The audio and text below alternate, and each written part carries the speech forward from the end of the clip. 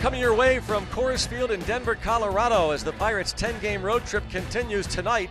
It's the first of 4 against the Colorado Rockies. The Pirates have split the first 6 games of this road trip, took 2 of 3 from the Diamondbacks, that wild one yesterday in Phoenix. Some 5.5 hours, Greg Brown and Bob Walk. Well rested now, Bob. That offense, though, doesn't rest. 20-hit attack yesterday, and the Pirates outlast the Arizona Diamondbacks. And right in the middle of it all, the 3 and 4 hitters, David Freese and Starling Marte. Really, for me, it was a fun game to watch, and the offense just kept coming up with those clutch hits, and nobody was more clutch than Freese.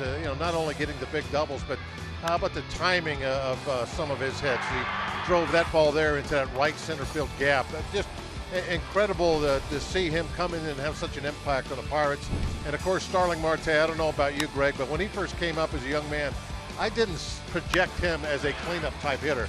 But he's been in that cleanup spot, and all he does is mash extra base hits, home runs, and get RBIs, and still has that great speed, of course. And he hasn't even scratched the surface yet. It's really exciting to think what Marte might do this season and beyond. Andrew McCutchen is going to get the night off, but a guy who will not get the night off is Trevor Story. We're going to tell about his historic start. It's been quite a tale. The Trevor Story story is next.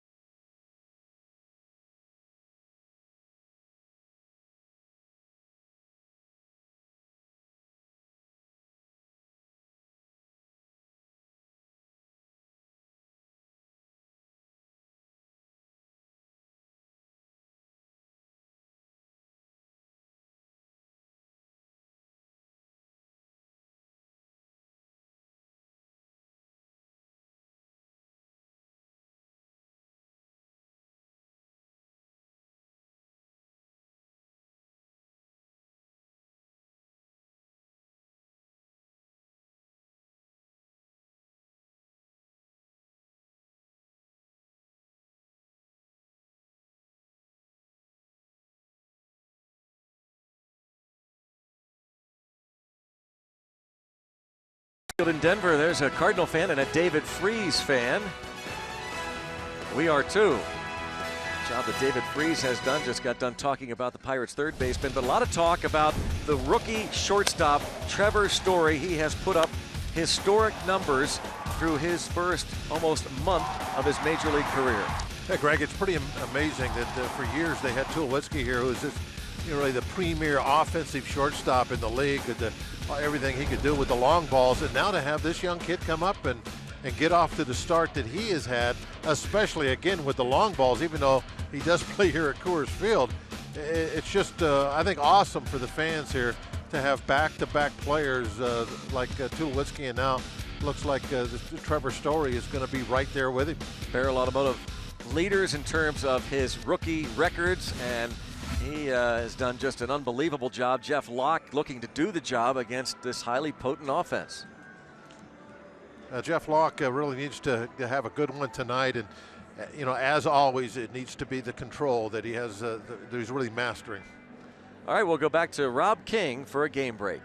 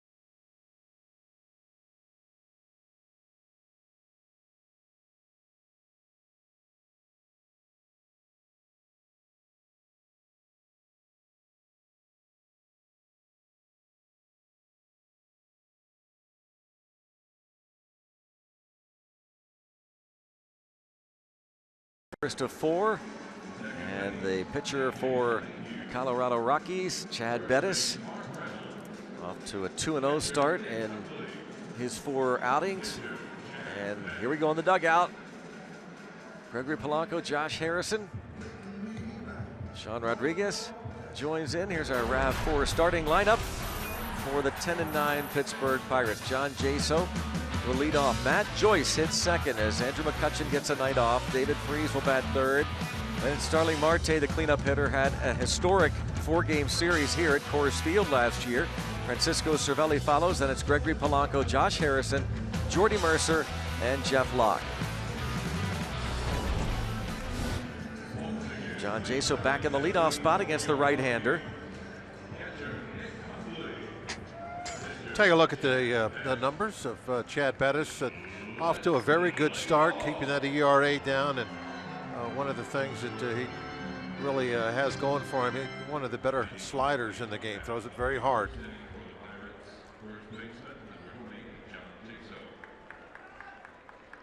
John Jaso will lead off.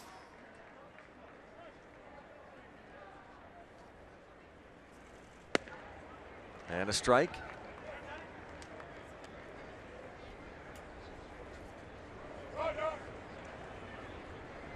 Jaso hitting .344, 6th in the league. That pitch almost looked like it might have crossed up Nick Hundley. 1 ball and 1 strike on John Jaso.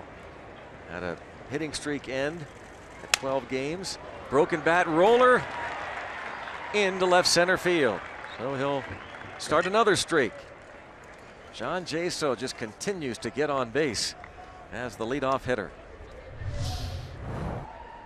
You know, it seems like he is like the one guy that we have seen take advantage of these shifts. It really, you can kind of tell that he's trying to go the other direction. And now that time it was kind of the broken bat. You know, that's what you notice more than anything else. But I still think, Greg, that he's trying to hit the ball that way. Sure looks like it. He knows his job is to get on base, not to hit home runs. And so if they're going to open up that entire side of the field, basically, he's going to try and go for it. Get himself on base.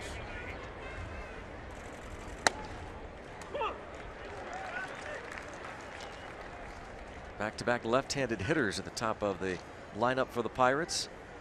And Matt Joyce walked as a pinch hitter yesterday. And batting average wise, he's looks like he's actually had quite a bit more success against lefties in his career than against righties. Kind of odd, but you run into some pitchers every now and then that are kind of backwards like that. Take a look at the defense, brought to you by Honda. Trevor Story, the rookie at shortstop, and this defense is really special. Nolan Arenado, the 3-time Gold Glover. DJ LeMahieu has a Gold Glove. Mark Reynolds very well could at first base. Rayburn, Parra, and Gonzalez in the outfield, left to right. Nick Hundley behind the plate. These guys can catch the ball. 1-2 the count. Nolan Arenado, he's a highlight show every night. What he pulls off. It's always important everywhere in baseball to have that good defense, but I guess in a ballpark, Greg, that's so offensive minded that anything you can do to help out your pitching, you know, it really can pay off big time here. And got to have that good defense.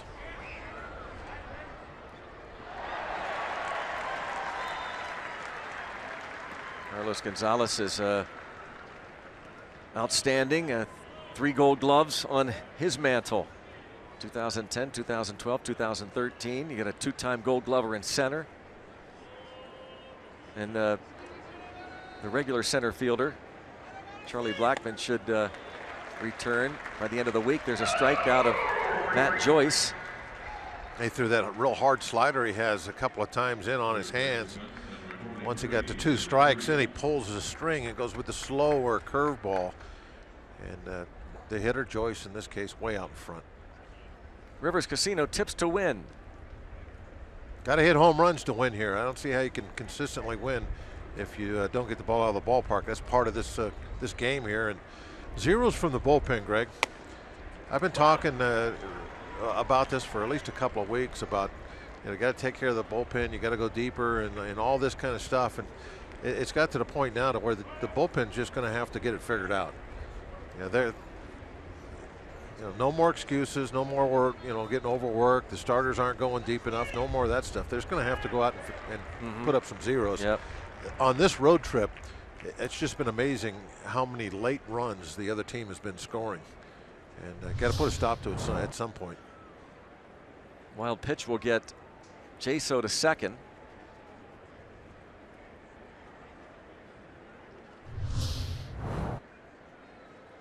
Jeff Locke, hope to get a handful at least of innings out of him, but it is imperative regardless that the bullpen does have a shutdown game. It is true that the Pirates would like to get more length of their starters. That would help, but you can't always make that an excuse. Yeah, at some point, okay, it is what it is. Right. So, and I feel like the more I'm talking about it, the more I'm trying to come up with an excuse of why they're not doing well. And it is true they're having to cover a lot of innings. But okay.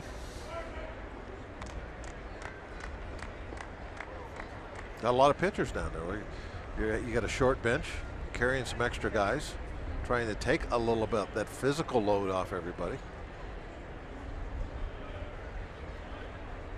One less bench player, one extra reliever through this series, at least in Denver. 2-2. on David Freese, hitting .300 on the year. Freese was 3 for 5, on base 5 times yesterday, a couple of walks. RBI double in the 12th that at the time gave the Pirates a 10-9 lead, or a 9-8 lead. They would make it 10-8 on a base hit by Starling Marte. 3-2 the count on David Freese. Andrew McCutchen, this was a scheduled day off, and Clint Hurdle said that he made him aware of that a couple days ago, and comes at a good time because McCutchen has been struggling. Though, if a player is struggling with the bat, well, this is a good place to get going again, Coors Field in Denver. So we'll see him back in there tomorrow.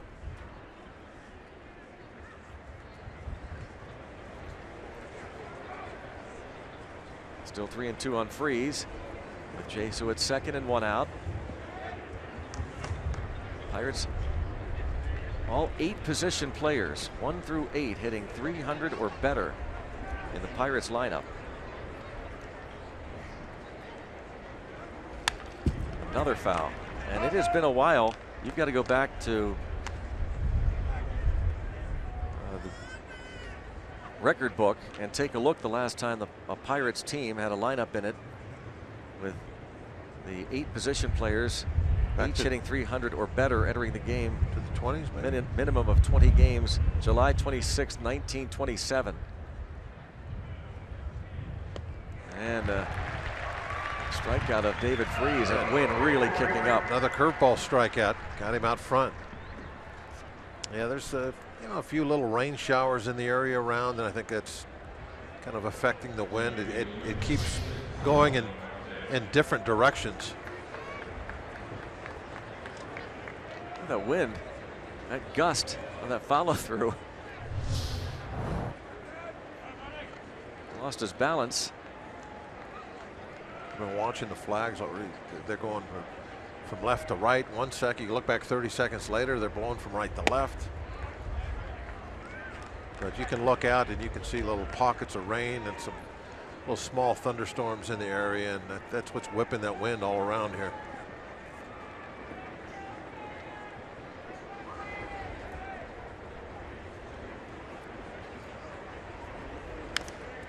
Starling Marte fouls the pitch off. Marte hitting .333. A couple of homers, 11 RBIs last year. Came in here that 4-game series against the Colorado Rockies, had 13 hits.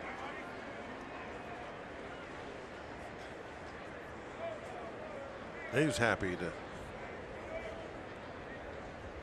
get here. You know that. You don't forget a series like he had. No player ever had a 4-game series like that in this ballpark. A visitor who had 13 hits and 20 at bats, a .650 average, 3 doubles, a homer, 7 RBIs. Highest by any player in this ballpark with a minimum of 20 at bats. And he's going to have another hit. Rick Sofield going to wave home and then put on the brakes for Jaso as Carlos Gonzalez gets the ball in quickly.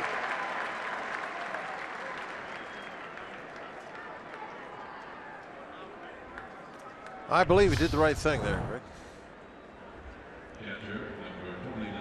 Gonzalez picking up that one hopper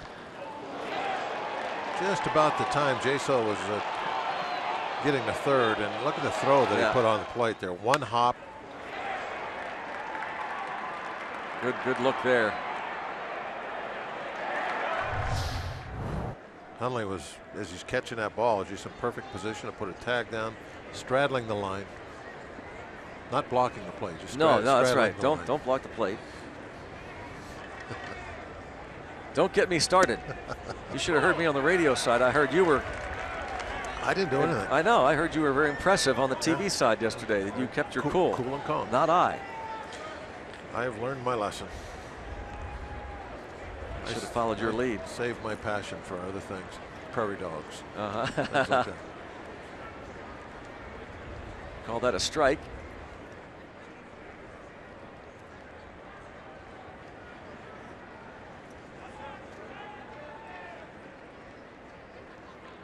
Lance Barrett behind home plate. Dale Scott is the crew chief. Ramon De Jesus at second. And Bob Davidson at third. Strike is called 0-2.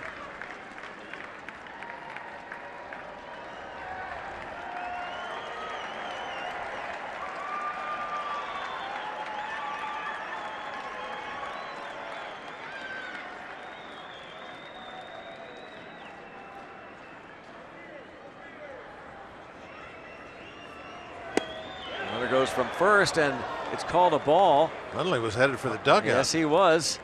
Hundley thought that was a strike three. Instead, it's a stolen base for Marte, his sixth. He's not been caught yet.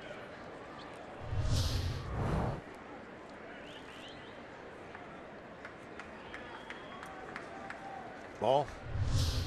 Where's Hundley going? Walt Weiss, manager of this Colorado Rockies team in his fourth season. And that's a roller towards short. Here comes Story. And on to first, the Pirates strand a couple. Jeff Locke takes the hill against the Rockies.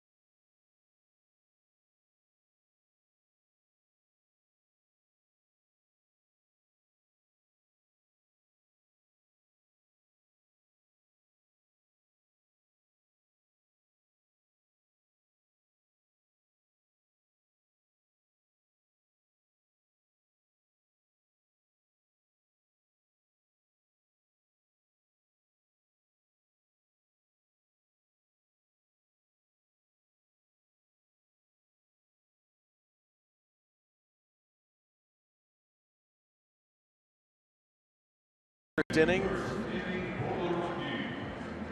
Check out the lineup. Eduardo Parra is stepping in to start things off for Walt Weiss. Trevor Story next, then Carlos Gonzalez and Nolan Arenado. This season off to a strong start, hitting over 300 against lefties. Ryan Rayburn next, then Mark Reynolds at first. Nick Hundley, DJ LeMahieu, Chad Bettis, the starting nine. Take a look at Jeff Locke's numbers, brought to you by Hyundai. And he's got some work to do. You can tell by the walk numbers, 13 and just over 13 innings. That's the main culprit right now. Not throwing enough strikes. I think it was his last start, though, Greg. I thought early on he was getting squeezed a little bit by the umpire. Missed some early calls. And he always seems to need that a little bit of. He needs a guy that's going to give him some strikes. Yeah, early in the game kind of set the tone. Well, it went exactly the other way, and then it kind of like it seems to snowball on him after that. Because then you get some early base runners, and now you're really having to try and make the perfect pitch, and it just puts you on the defensive right away. Tap toward first, Jaso gonna make the play. Oh, a couple of quick strikes. The second one was put in play and one out.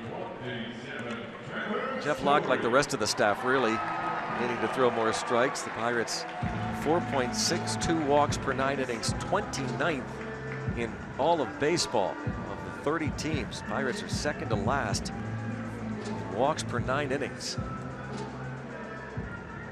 Ray Searage next to Garrett Cole, tomorrow's starter. That is certainly not Ray Searage's style. No. With all the walks comes a ton of pitches per game.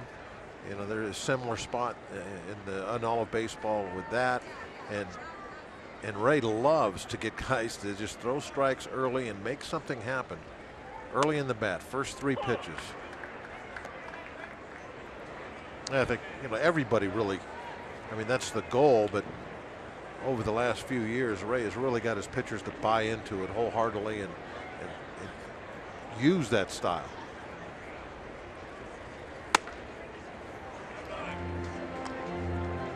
First pitch strike, next one inside to Trevor Story. Tied for second in the league with those 8 home runs, 4th in slugging.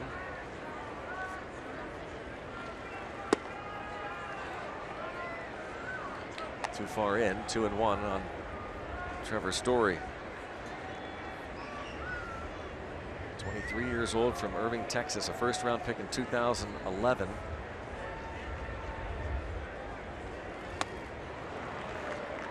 Two and two the count.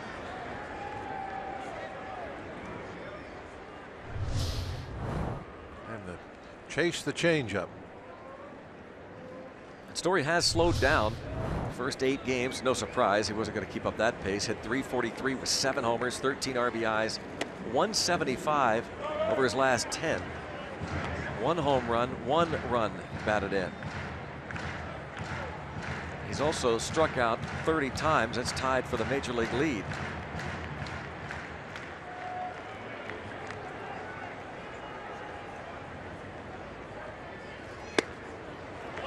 Locke walks him. Well, if you're coming in to pitch against this team, say 10 days into the season, and the only thing you hear about is Story, you're going to pay attention to that, and you're going to do something a little different than you would have normally against some young guy. And I think that's where you've had some, well, like that changeup that he swung and missed at. Well, that was a 2-1 pitch, right? Mm-hmm. By the way, that's only the 6th time that Story has walked this season. So if you got a guy up there that you're a little concerned with, you're going to throw him a 2-1 changeup. You think he can hurt you with one swing. He probably started getting pitched a little differently by some of the starting pitchers. And now he'll have to make his adjustments.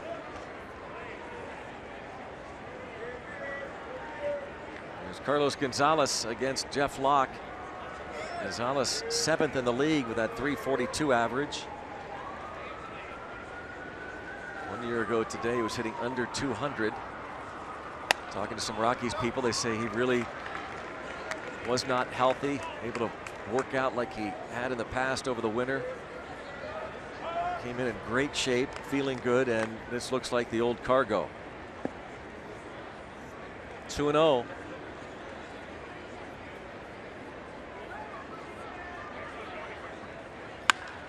Line the other way, but foul. Got that. Guy was dancing down there with that down chair, there with wasn't the stool. Yeah, he didn't know where to go. He was just a dancing. Which way do I go here? Yep. That way. Okay. Better job than the guy in San Diego. My goodness. 2-1.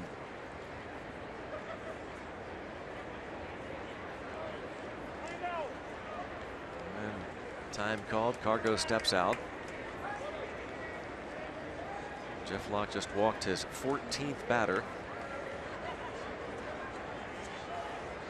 Going back to 2013, when he walks 2 or fewer in a start, his ERA .330. When he walks 3 or more, it's .538. 2-2. Control is so critical for Jeff Locke. Looking for his first win this season. Off to an 0-2 start.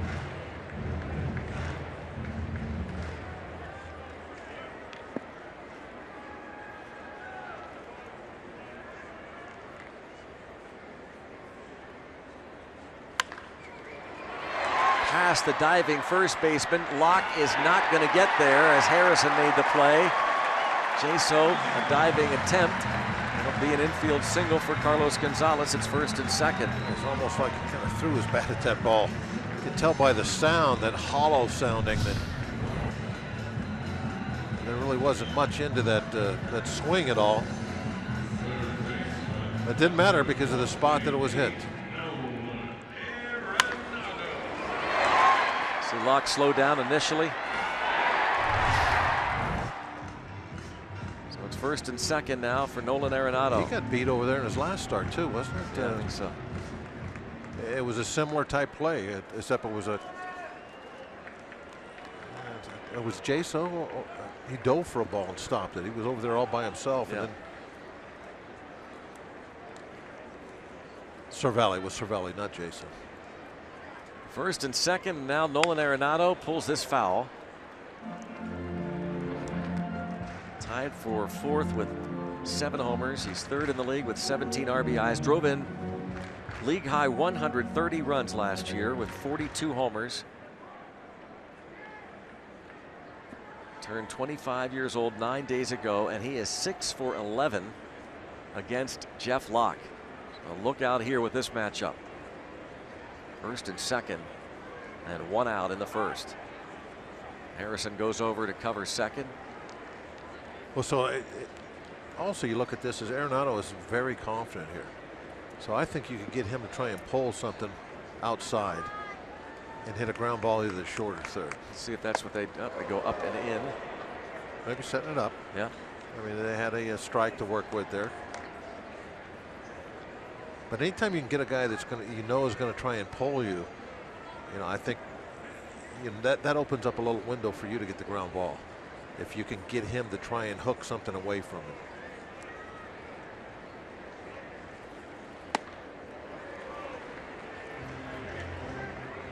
Two and one. Really setting it up. Yeah.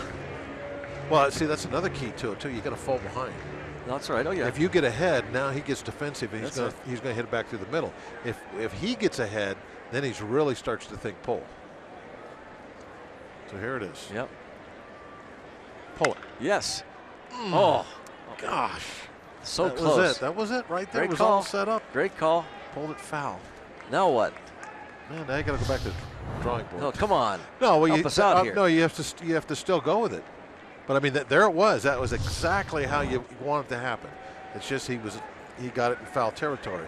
That's close to being right at a nice ground ball to free step on the bag. Yeah.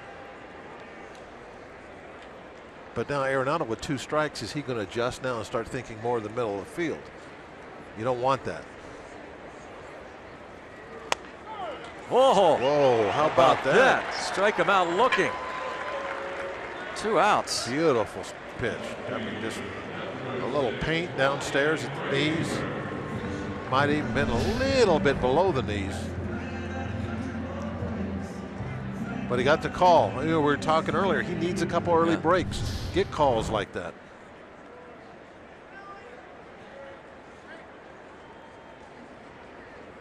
Story and Gonzalez aboard. Here's Ryan Rayburn, the veteran who was picked up first week of March, signed a minor league free agent deal. He's off to a .375 start. Ryan Rayburn. Great work against lefties last year. He had .325 against left-handed pitching. 3 for 6 with 2 home runs against southpaws this year.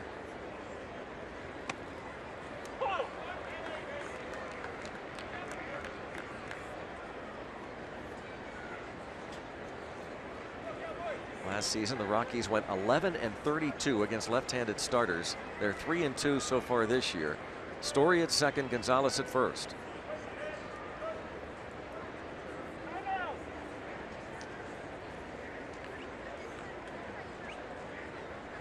Rayburn spent 7 years with the Tigers, last 3 summers in Cleveland. Former 5th-round pick of the Tigers with a 1-1 count.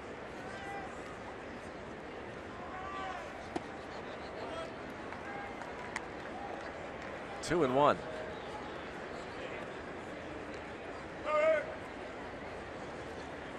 Rayburn gets the start in left. Mentioned Charlie Blackmon, their starting center fielder, has been out with the turf toe, but hopes to return sometime late this week, maybe Friday. The Pirates won't see him in this series.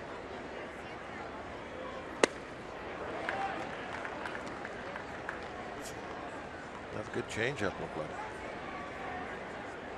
Kind of the same approach. 2-2.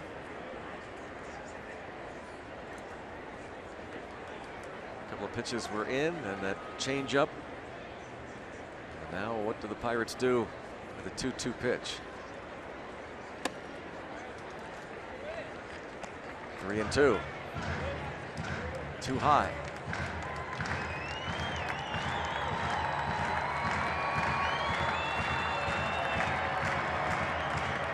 Jeff Locke last year was 8-11 at a 4.49 ERA. Parts of 6 seasons with the Pirates. Big 3-2 pitch early. Got him looking. So he does get a little bit of help from Lance Barrett, although that looked like a good pitch. He strikes out Arenado and Rayburn looking to strand a pair.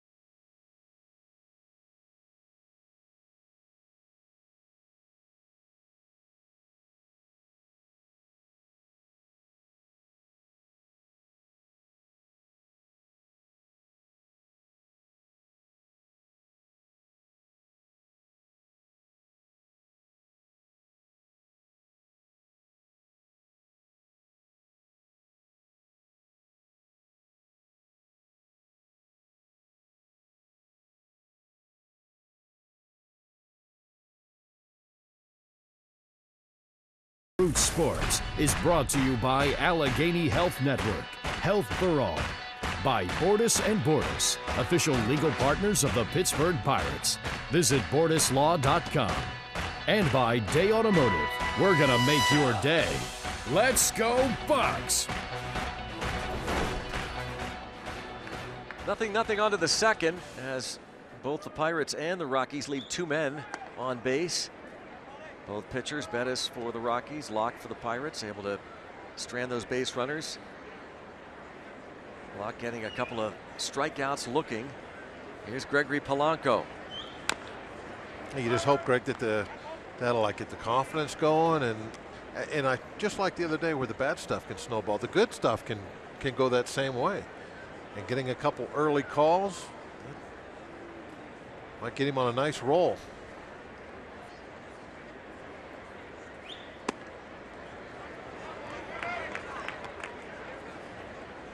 You can throw up 6 or 7 zeros here. It's a tough thing to do. He's put up just 1 tonight, but if you do get, say, through 6 innings and they give up 1 run. Well, it is tough to do in this ballpark. But that's really got to help you out in confidence a lot. And with the rough start he's had, it's probably pretty low right now. So this could really turn out well. You know, as a hitter, you like hitting here. But think of it the other way. If you're a pitcher, not much is expected of you. It's like, oh, you're going to give up 4 or 5 runs no matter what you do. Well, then if you don't, that's just a little extra. Yeah. A little pat on the back would do Locke well right now.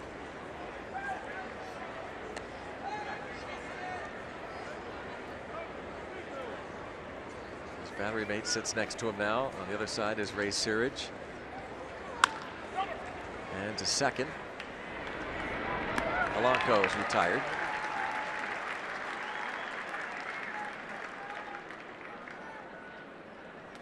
Fireworks will light up the Pittsburgh skyline on Saturday. And don't forget about the paint party with Paint Monkey. Pre-game painting session. For tickets, go to pirates.com/paintmonkey. That is next Monday, 1 week from tonight, when the Cubs come to town. The first of a 3-game series. The big showdown with the Chicago Cubs.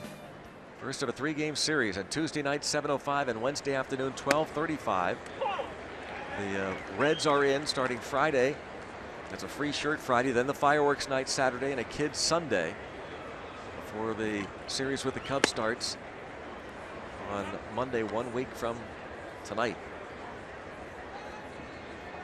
Josh Harrison. 329 hitter. And toward right center field. And over to make the catch is Parra. Oh, held up. Looked for a moment like it was going to drop. Sure did off the bat. You know, you kind of tell it was not really hit well off the end by the sound, but it stayed up. Must not be much gravity up there.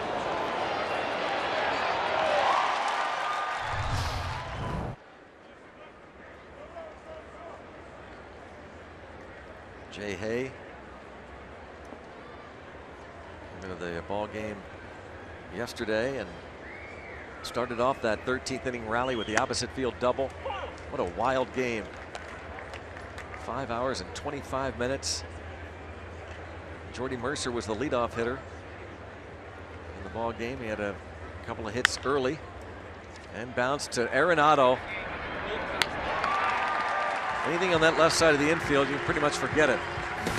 1, 2, 3, go the Bucks.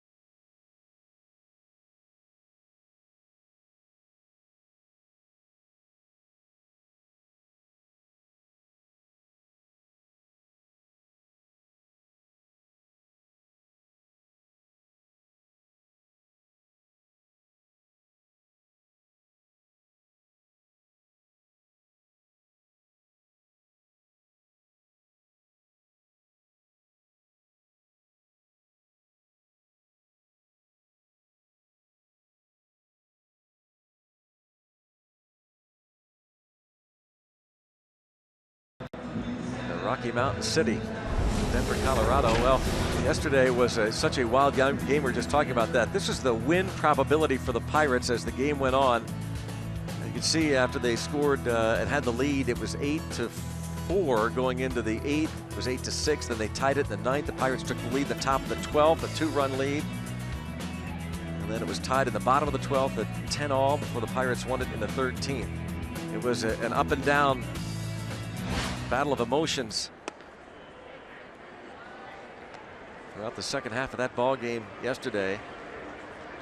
Pirates winning at 12-10 in 5 hours and 25 minutes. Game ended when Archimedes Caminero struck out the last 2 batters he faced. They were pitchers, Patrick Corbin and Shelby Miller. 1 ball, 2 strikes. Sean Rodriguez was again a big part of it. Had the 9th inning or 13th inning double that brought in the go-ahead run to make it 11-10. And then he scored on a base hit by pinch hitter John Neese. How about all the pitchers that had a hand in that game that never pitched? Yeah. Yeah, what, 3 pinch hitters, a pinch runner, and the pinch runner ended up having to go play left field. Yeah. All of them pitchers. Greinke pinch hit, Miller pinch ran, Corbin pinch hit, Neese pinch hit. First time a Pirate delivered a pinch hit RBI, Pirates pitcher, since Ken Brett in May of 1974.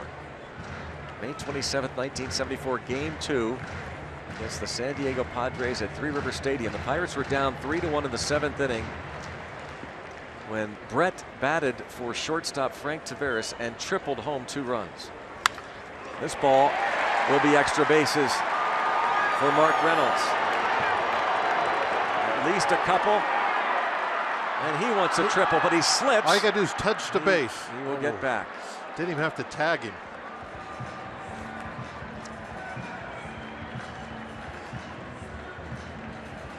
He ran by the base and never. I don't think he didn't touch it. Do you think that's why he slipped? Was he putting on the brakes knowing that? Watch. Well, he knows. He never touched it. See, I think he as he rounded, he realized it and was trying to put on the brakes and ended up tripping. Yeah. So the Pirates get a bit of a break there. But you wouldn't even have had to. Once he goes by the base, because now he's got to retouch. Obviously, if he's coming back. They could have just got the ball there like a first baseman.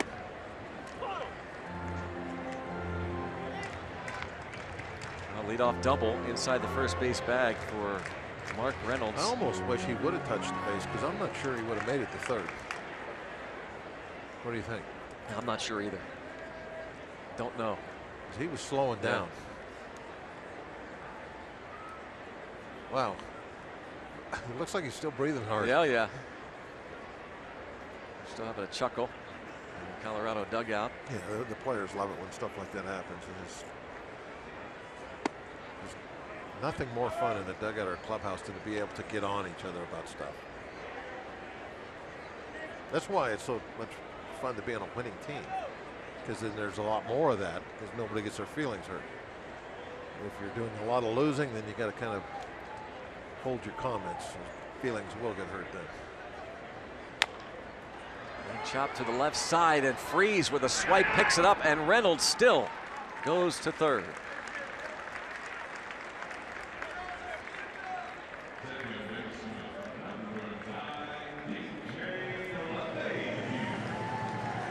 Chopped by Nick Hundley.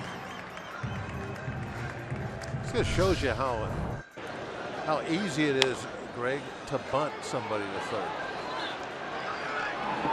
I always talk about this in those bunt situations. You can bunt the ball extremely hard. As long as you make the third baseman field the ball, that runner's going to advance.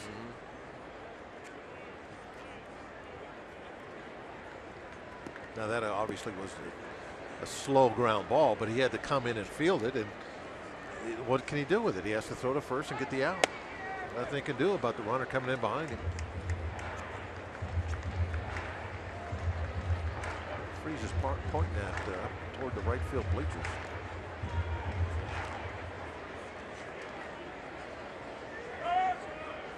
DJ LeMahieu, the infield, has crept in for the Pirates. Not many seats up in upper deck and right field anymore. They've made some changes here the last couple of years. That's really the one you notice the most. That used to be all seats up there. They took out most of them and put in some restaurant type areas. You also see a storm cloud, coming in, and lightning now. Big along with lightning thunder. there. You can see the rain in the distance.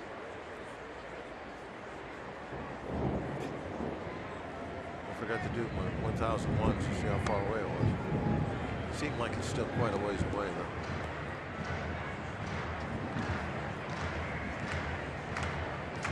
Still Bill Scott, the crew chief, and the grounds crew standing by.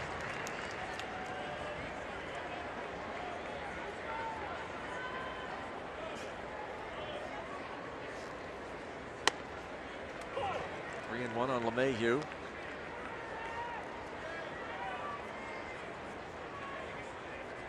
For 10 in his career against Locke, hitting .288 on the year. Locke gave up the Reynolds double inside the first base bag, and then Reynolds goes to third on the chopper. And that's 3 and 2. Can find a way to get past LeMahieu and not have that run score. He's got a chance to get out of it. Pitcher on deck.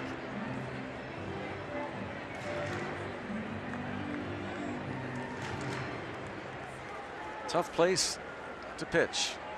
Coors Field in Denver. This is a 5th career start for Locke. There's Bettis on deck.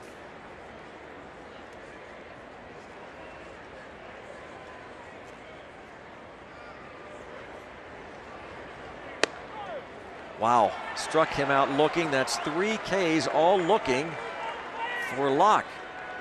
He's been benefit of a big strike zone tonight, and that's, you know, exactly what he likes to have. And there's a pitch there. You can see it's just maybe an inch inside, but when you get the ball that close, you know, they call that pitching on the block.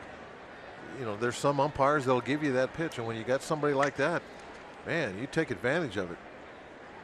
Here's Chad Bettis. Thinking about trying to push a bunt up the right side. Bob, I don't know that any pitcher relies as much on those calls as Jeff Locke. It is just so critical for him. Yeah. I mean, you can almost look at the umpiring crew before one of his starts, see who's behind home plate. I'm sure they have these, and the Pirates probably do.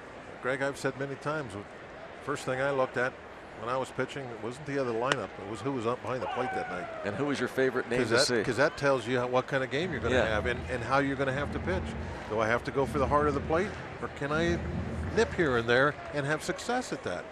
And back before you had that little thing in the corner of the screen, you know, the umpires, you know, there was no really way to judge them. It was just somebody's opinion of whether it was a strike or a ball.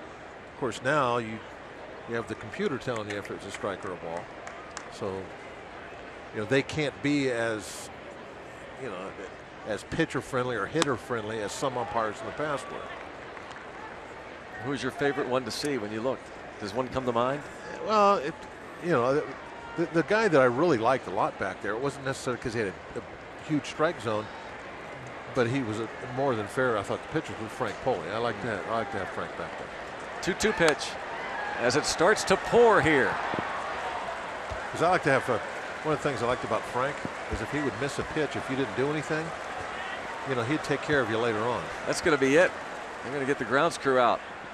It just opened up. It's going to go away as fast as it came. By the time they get the tarp on, I'll bet you it's done raining.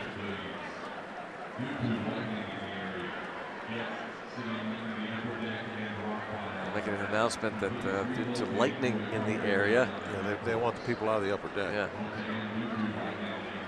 But if I'm in the second deck and I hear that,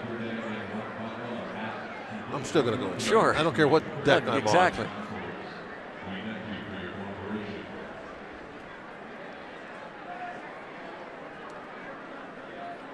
But back to that, you know, Frank again. Well, we got some time Frank here. Pulley. Is like now, if let's say I threw one close and he called it a strike, and now the hitters start complaining a little bit. Well, now that plate was going to stay wide. So I would always just try and keep my mouth shut, and I just, you know, if I thought he missed a pitch, nothing, wouldn't look at it, we'd get the ball back, get on the mound, looking for a sign, nothing. And he would appreciate that.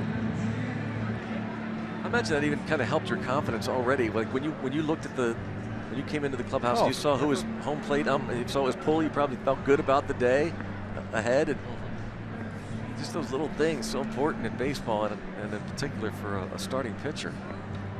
So for Locke, getting these calls early, can see already the effect it's had. He's struck out 3 hitters looking. Arenado and Rayburn to end the first with runners at first and second. And with a runner at third and just 1 out, he struck out LeMahieu looking. He's got a 2-2 count on his mound opponent, Chad Bettis, as a former Rockies manager. Clint Hurdle looks on. As they cover the infield with the tarp. Chris Stewart is there to watch. Now, there's not much rain coming down at all, really, but I think this is more about waiting until this storm gets out of here so that they don't have to worry about the lightning. That, I think, is as much or more of an issue than anything else. We had there was about 60 seconds where not only was it raining hard, the drops looked like they were little shot glasses coming down. Not that I know what a shot glass is. Of course not. We understand. Well, we're going to wait this out. I've seen them in movies. Take a timeout and be back with some Inside Pirates baseball.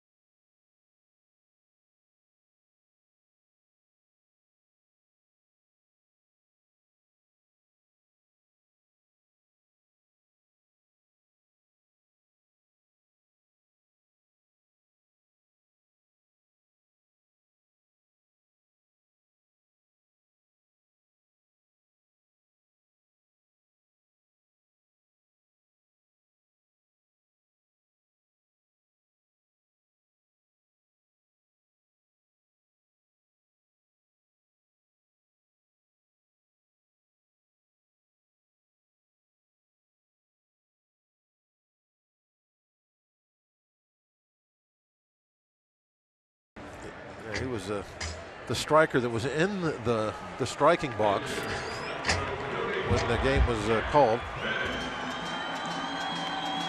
For a weather delay. Back then they didn't have any tarps. I don't think they would have. I think they would have just bagged it and gone to the local pub. Yeah. All right, strikers, go across the street to the tavern. And then when it quit raining, they say, hey, let's go back and see what the field looks like. Oh, it's okay, we'll play. So runner at third, 2 outs and a 2-2 count on the pitcher, Chad Bettis. And again, tries to bunt and he gets it down, but he'll foul it off, and Cervelli will hurry up, make sure it remains foul before spinning back into fair territory. It'll go as a strikeout. 4 Ks for Jeff Locke. We've resumed play. It's 0-0.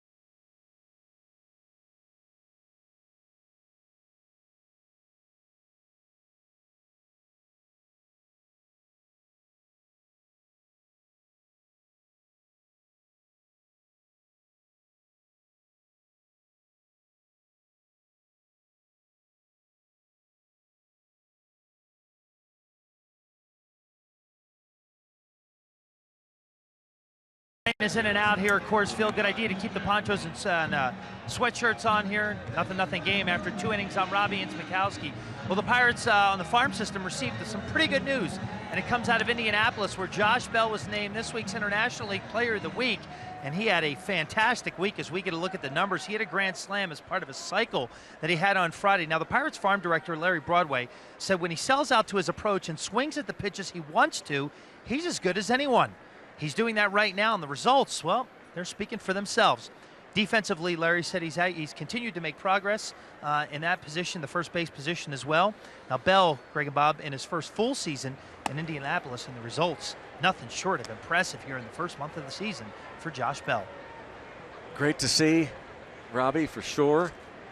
As Jeff Locke takes a strike. It is 1 ball and 1 strike.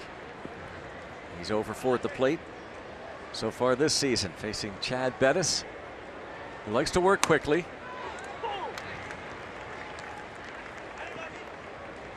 1-2. Bettis missed some time last year.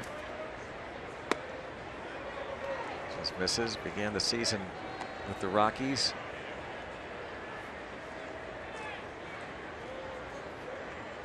Two count. Landed on the DL with right elbow inflammation. Missed some time and a strong second half to his season.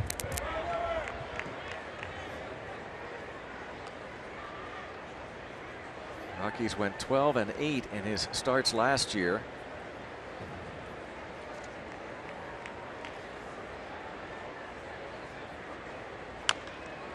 Tapper hugging the line, a bare hand play, Arenado, and an infield hit for Jeff Locke.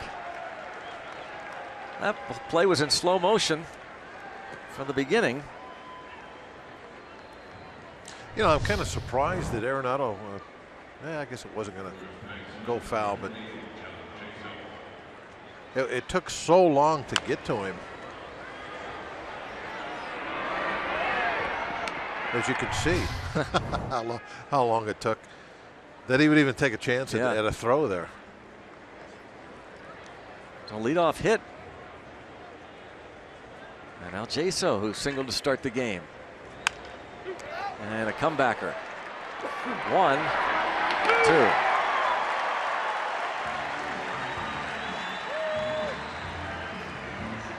Just as quickly as Locke had reached first base, he is back to the dugout as Jaso hits into the double play.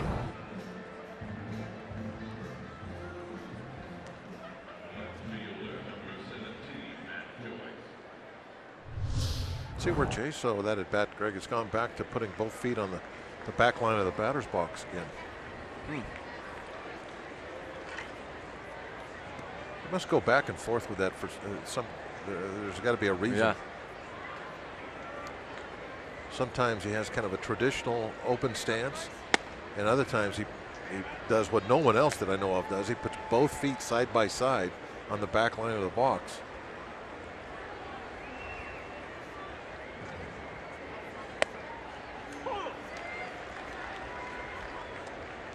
Joyce struck out in the first.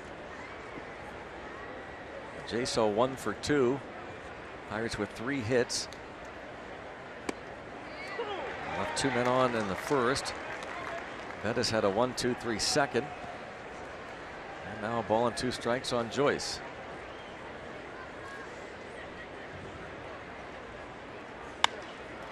And Joyce will drop one into left field for a base hit.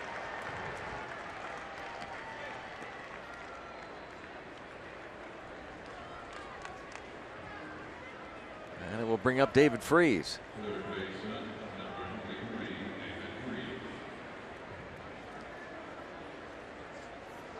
Two pretty good pickups, Joyce and Freese.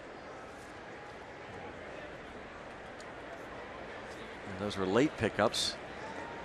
Of course, Jaso was signed over the winter, but Joyce came in just before spring training started, and Freese after spring training started, when it was pretty apparent that the Pirates weren't going to get Jung Ho Kang back in early April.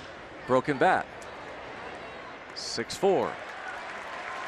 Go to the bottom half of inning number 3. 0-0.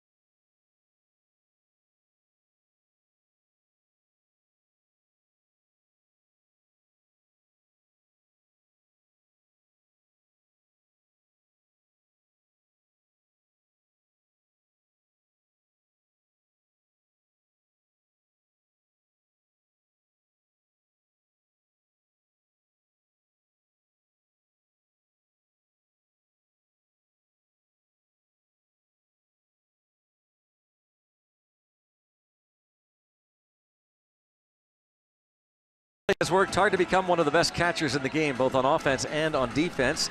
See the Buccos catcher's rigorous offseason workouts that have helped him reach his goals on Inside Pirates Baseball. Francisco Cervelli hungry tomorrow at 7:30 on Root Sports.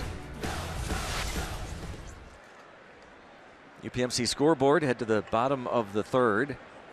0 so far, back to the top of the order, and here is Gerardo Parra.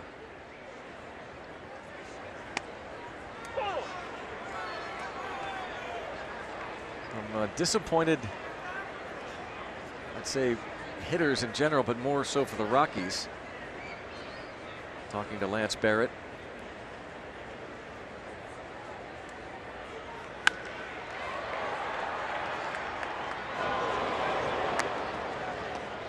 Two on the veteran, a 28-year-old who was signed as a free agent, a 3-year deal by the Colorado Rockies.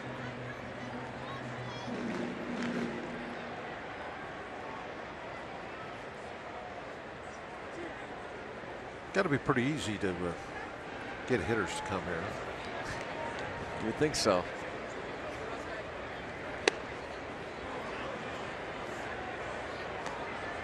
On the other hand, how do you sign a free agent pitcher? Got to really overpay him, I guess. Yeah. Beautiful sky right now, isn't it? And down on strikes. How about that? 3 in a row and 5 for Jeff Locke. Locke has struck out 5 of the first 10 batters he's faced. He's got that little control going. He's getting some calls, allowing him to really get the hitters on the defensive, move the ball around a little bit. And now Trevor Story drew a 1-out walk in the first.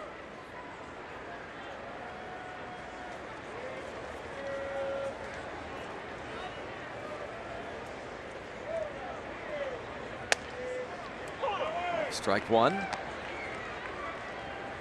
8 home runs this month, most by a National League rookie since Albert Pujols, then of the Cardinals, also hit 8 in 2001.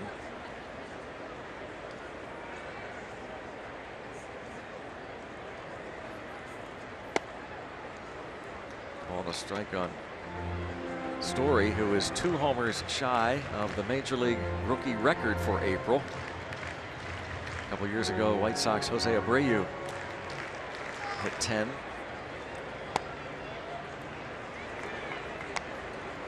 Two and 1.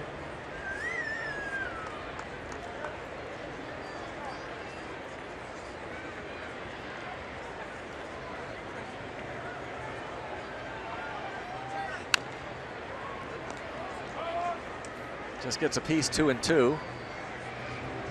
Greg, even when you got it going a little bit, obviously like Locke has right now, you got to think when you're in this ballpark where you can relax for a second.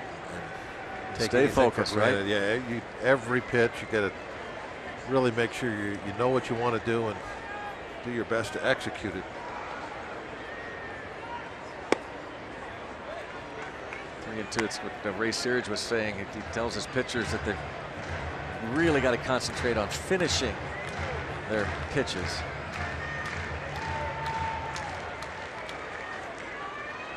Even to set their sights lower. And too low there. I don't mean Tulowitzki. I mean that pitch was too low. Good one, Brett. Second time that Story has drawn a walk, and it brings up Carlos Gonzalez.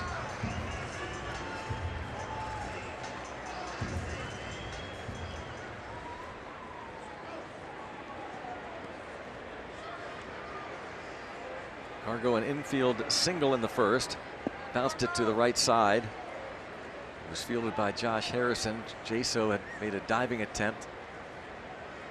And Locke was a little bit late getting over there. Ball 1.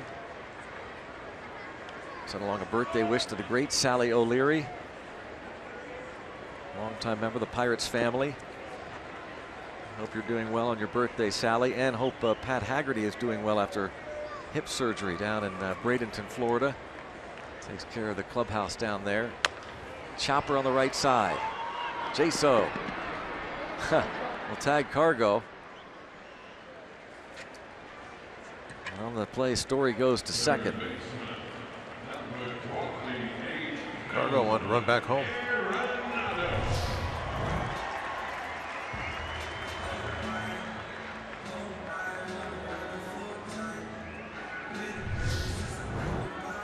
Slippery out there, I guess, after that shower.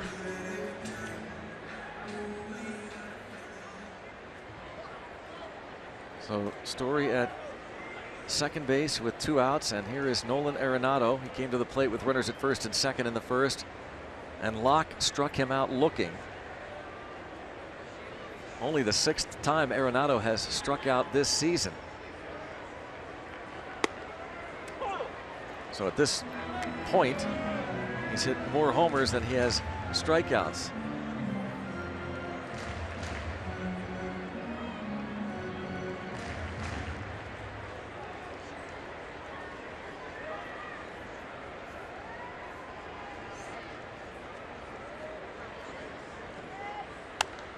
Popped it up, gonna back it out of play. That was a nice pitch. Fastball right on his hands. He's thrown some really good pitches to Arenado. There, 2 at bats. Of course, Bob, I guess when you're starting to get those calls, then the hitters have to start. Yeah, absolutely. Then the hitters start offering at them.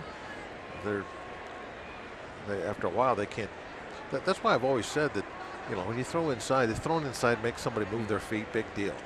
Get some strikes called inside. Now the hitters have to do something different to account for that.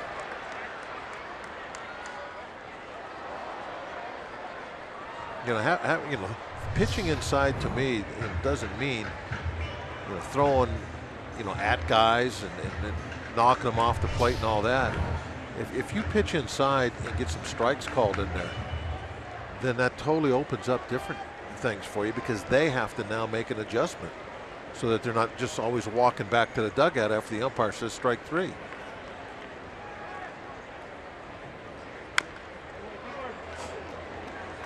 He can't take that pitch. Yeah, again, another one. A little inside, but he can't take it. He might have to.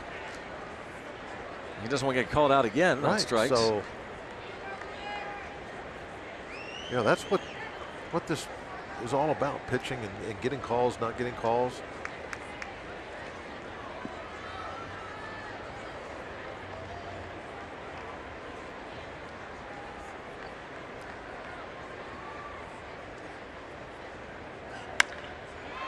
There's a man there. That shift, Josh Harrison throws out Arenado. So far, so good for Jeff Locke.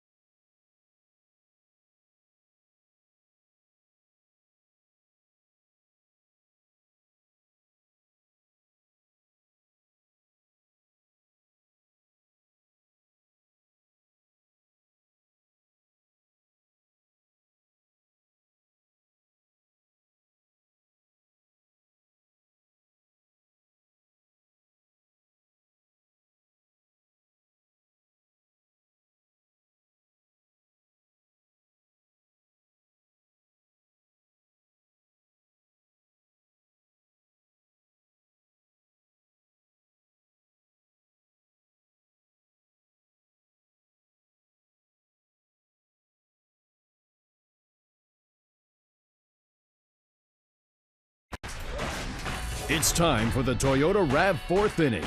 The all-wheel drive RAV Hybrid has performance that will make you rethink hybrid.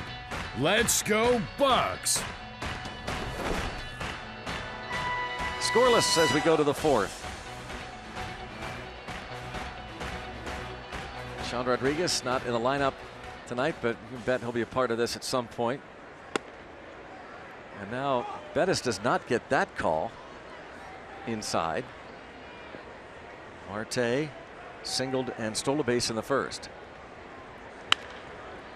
And there's Arenado again. Oh, pretty good hose. You know, with Marte running, even though you backhand that ball down the line, you still got a lot of work left to do. And Arenado just throwing a frozen rope across the diamond.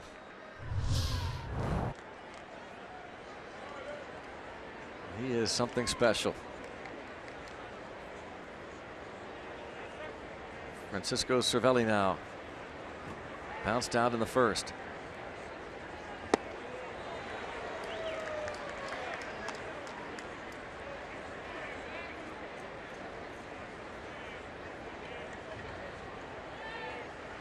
Cervelli has reached base safely in 16 of the 17 games in which he's played. He got that call. Cervelli, yeah, he doesn't like it, but at the same time, Cervelli knows he's been catching a few of those, also been called strikes. And that one, a couple inches inside. I got a birthday wish also, Greg. Champ, I know you're listening. Happy birthday. It's getting late, probably past your bedtime, so I wanted to get it in there. Arenado throws out Cervelli. We go back to Rob King to the studios on a game break.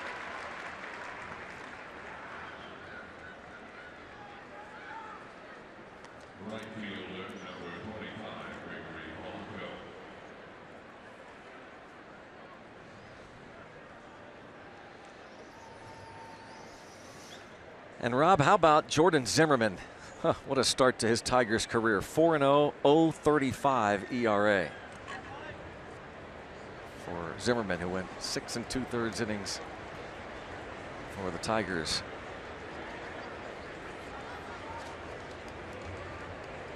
Still fuming. Plays with a lot of passion. We know that.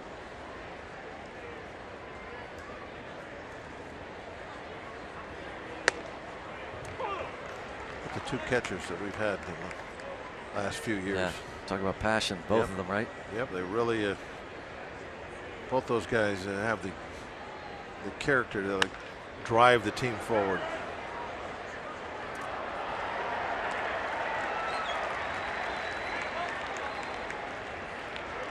One ball, 2 strikes. Don't forget about that inside Pirates baseball we just mentioned.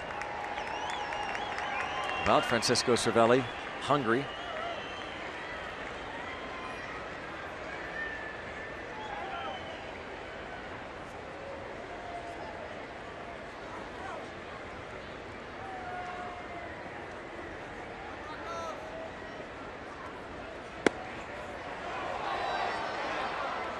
Hunley kept it there for an extra second.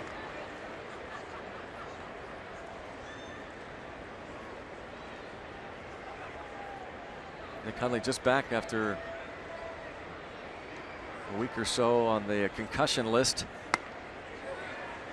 Not too far in. Veteran catcher. His first game since April the 13th. Bounce to second. Malacca retired just as he was in the second inning, and the Pirates retired in order.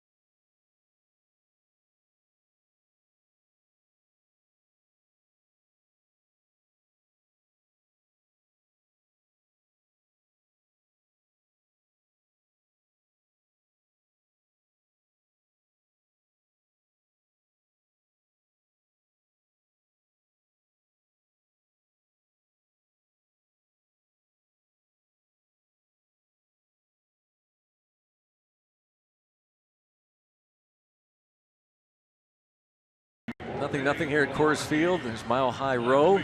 0-0 as we go to the bottom of the fourth. Allegheny Health Network injury update. Austin Meadows, who suffered an orbital fracture during a workout in spring training, has returned. And at Altoona tonight, 1 for 4 with an infield single. So great to see Austin Meadows. Pirates hoping to see him in the outfield before too long at the big league level. One of the top prospects in the organization. Ball 1 on Ryan Rayburn. Jung Ho Kang got today off at Indy as he makes his way back. Still a few days away. In fact, Neil Huntington told us yesterday that we'll reevaluate that at the end of this week, see where they are with Jung Ho Kang. And Jared Hughes pitched 2 innings in a rehab yesterday. He will get 2 days off, and we could see him here on Wednesday if everything checks out. 2 balls, 1 strike on Ryan Rayburn. And 2-2. Rayburn struck out looking in the first.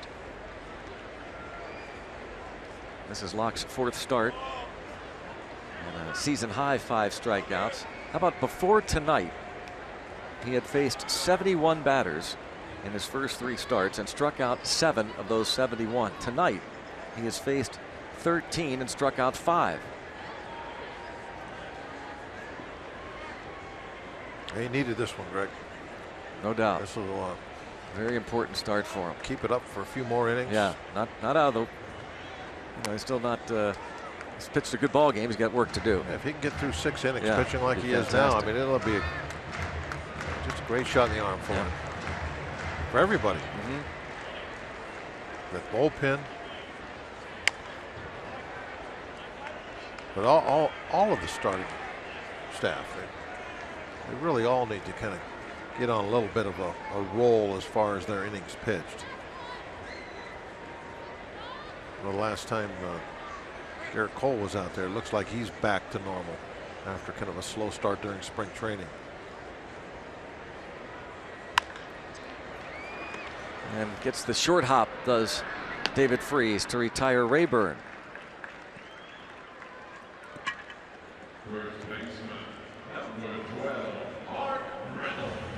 It'll be Garrett Cole tomorrow night against Jorge De La Rosa. De La Rosa was originally slated to go tonight, but a little bit of a stomach flu, so he's pushed back to tomorrow. It'll be game 2 of a 4-game series. Pirates back home Friday night at PNC Park. Free Shirt Friday against the Reds. And again, a week from tonight, the showdown with the Chicago Cubs, the first meeting. 1 week from tonight, a 3-game series with the Cubs. 2 night games, and then a matinee game on Wednesday. 1 week from this coming Wednesday. Still don't know for certain whether Monday the Cubs would go with Jake Arrieta. They have today off and bounced to 3rd. 2 away. As we said, Friday the Pirates return home, and so too does a fireworks night. Watch the Bucks and Reds at 7:05. Great Zambelli fireworks show will follow, presented by 93.7 The Fan. For tickets, go to pirates.com. This coming Friday night, Francisco Liriano will be on the hill for the Buccos. Those Reds lost to the Mets earlier tonight. Cubs and Brewers are off. They'll meet tomorrow. Nick Hundley.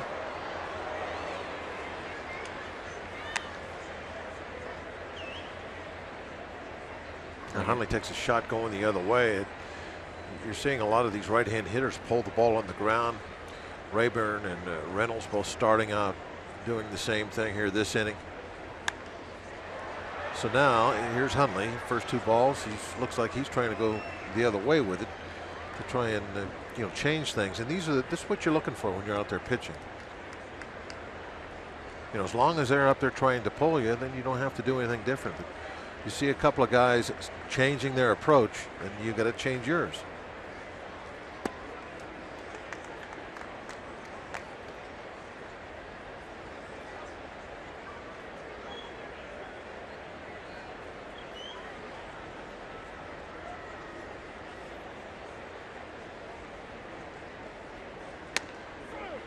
Wow. Strikeout looking, another one. 6. Hundley can't believe it. He's their catcher. And out comes Walt Weiss.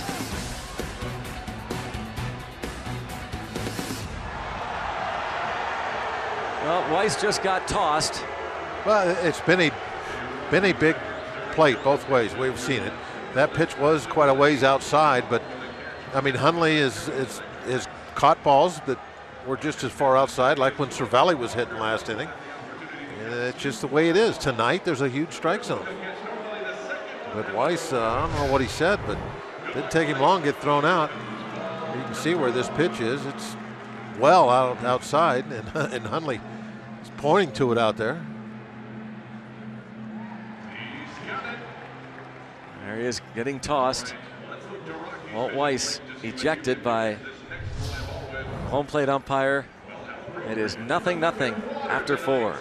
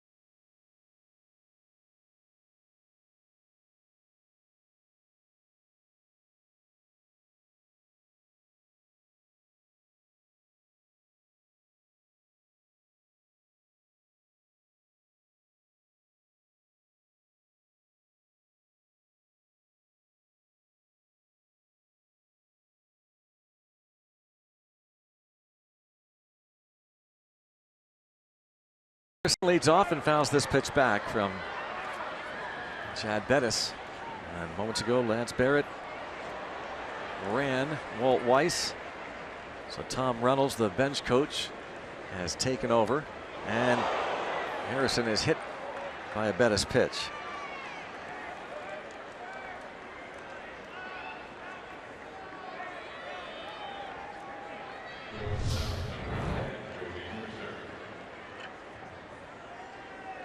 That one had to hurt, right behind the knee. Was boring in on him. It's gonna sting a little.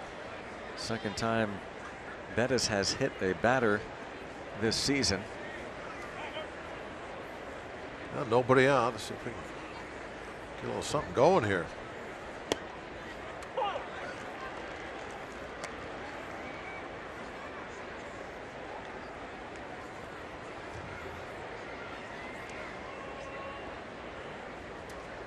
Normally at this ballpark, you don't really think a whole lot about the running game or that sort of stuff. It's kind of don't make any outs on the bases and just use your bats. The other way, Jordy Mercer with a base hit. Gonzalez makes a sliding stop to hold Mercer to a single, but Harrison goes to third. They're in business now. I would imagine Locke will try to move Mercer into second base for the get two guys in scoring position for the top of the lineup. Well, that was just right down the middle. Belt high, middle of the plate.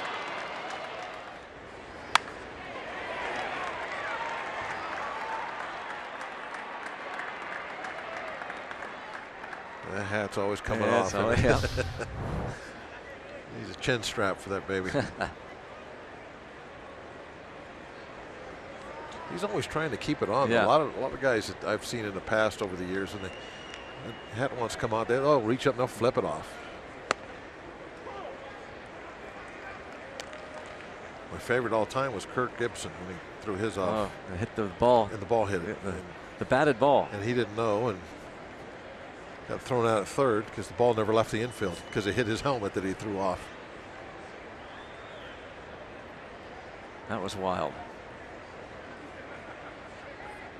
It was kind of the same scenario we just saw. He was at first base. The base hit the outfield. Was a ground ball, not a line drive. So he took a couple of steps to try and make the ground ball go behind him, and he did. And he flipped his helmet off at the same time.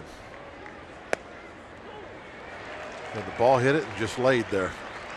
And he obviously was thinking that ball's in right field on the ground. I'm going to third. And whoever was over there, I guess probably Mark Grace at the time, picked it up. And the ball was waiting for him at third when he got there, thanks to his helmet.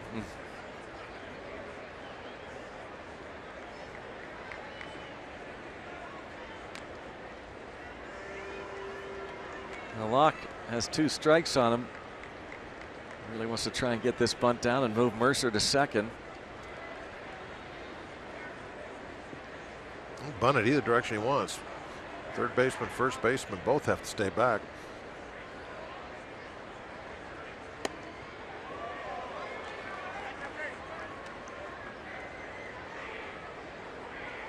We saw Tony Watson drop down a perfect bunt the other night with 2 strikes. He's only batted a handful of times in his career. Tom Reynolds is now the acting manager with Weiss getting tossed.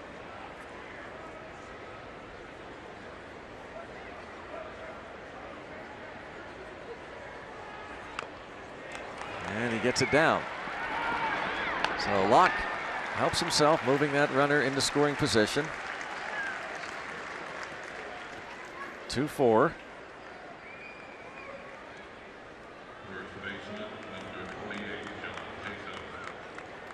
Clint Hurdle likes it.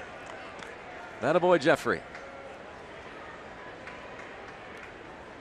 Very important to be able to get the little stuff like that accomplished.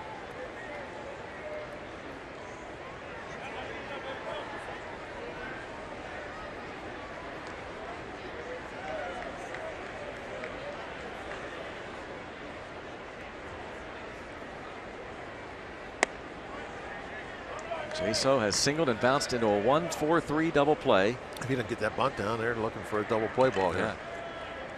If they get it, then the inning's over, and we've let a great opportunity slide by.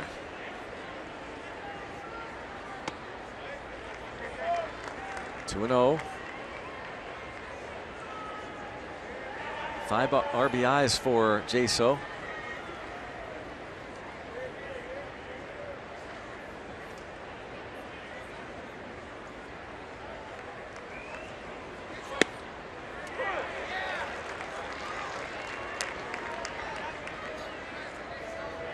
It's 2-1.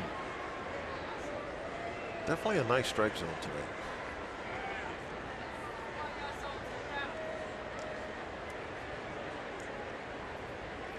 It's like the 1980s all over again. That will get the run home. And the Pirates will take a 1-0 lead. RBI for Jaso. 2 outs. Infield playing back, conceding the run. Obviously, man at second base. And that's all because of that sacrifice bunt. Set that scenario up. That same ground ball is an easy double play. If Mercer hadn't got the second.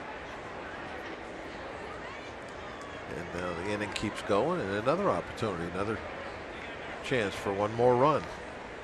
Matt Joyce has struck out and singled to left. 3 infielders on the right side for these Rockies. Against this left-handed hitter. Cervelli talking to Jay Hay.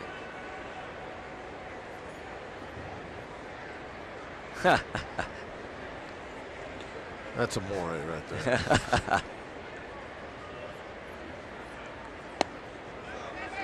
Harrison hit by that pitch. Chad Bettis had got it going, and he scores the first run.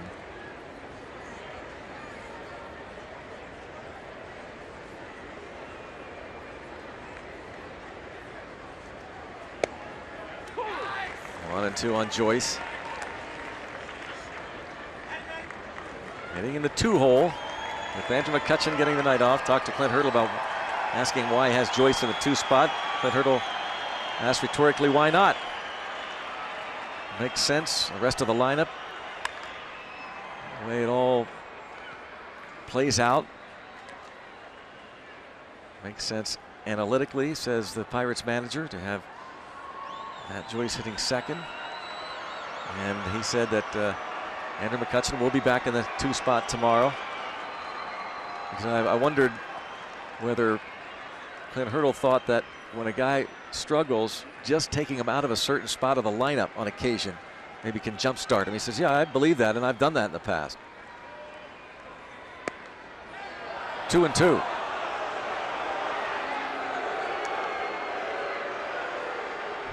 Fans getting on Lance Barrett. He can't do anything right, can he?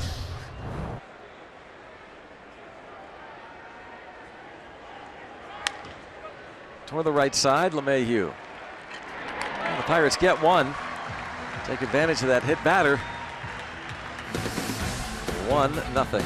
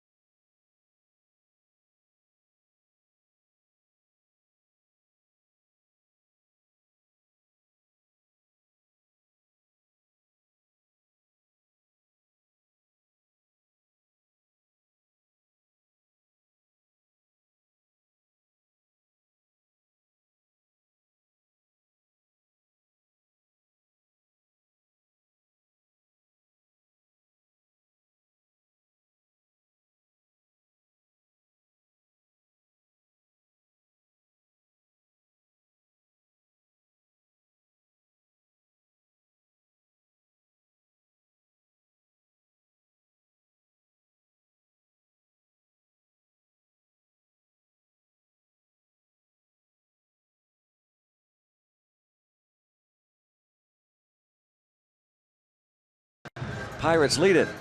Head to the bottom of the 5th inning at Coors Field in Denver. Josh Harrison scoring the game's only run.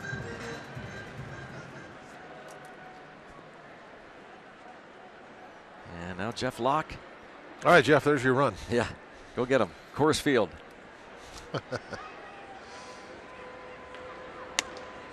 You know, there's a little bit of truth in that, though, because that's how, I mean, he's been, you know, pitching in this nothing ball game and hitting in spots. And so don't change a thing. You know, Greg, if he gets, say, 3 or 4 runs, then you might feel like, okay, I can't relax. Yeah, I can like do a little different there. You know, there's more room for error. And a leadoff base hit. But with just that 1-run lead, there's no reason to change anything. You just got to keep doing what you've been doing.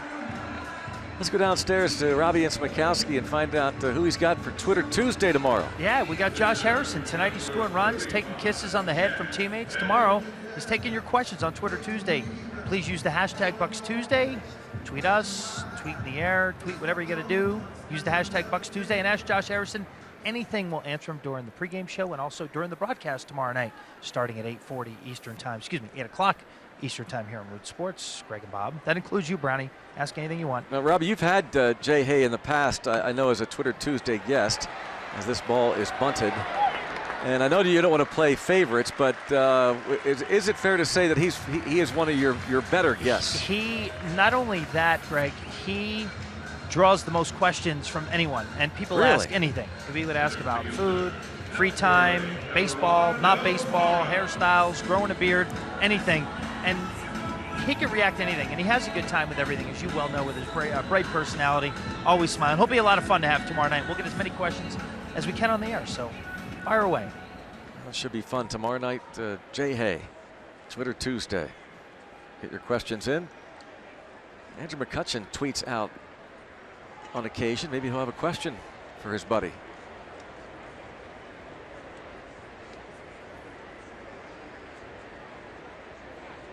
Gerardo Parra has grounded out and struck out.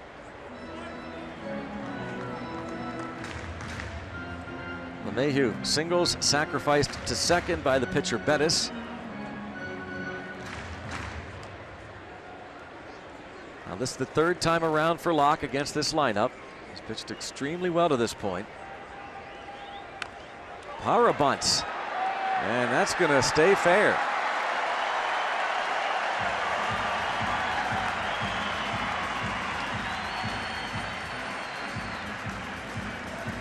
I guess LeMahieu to third. Yeah, if Locke can get a ball on the ground. That's two balls we've seen now in that first little cut of grass. You know, how they have the pattern cut, and both balls have just stayed perfectly in a straight line. Not even thinking about trying to go toward that foul line. That's kind of a scattering report that kind of would go beyond the normal. Like, you know, you say, hey, this field, the grass will really hold the baseball on a bunt. Not a bad place to try and lay one down. Of course, it is Coors Field. You don't see a lot of bunting here. So Story has walked twice. See if Locke can get that ground ball.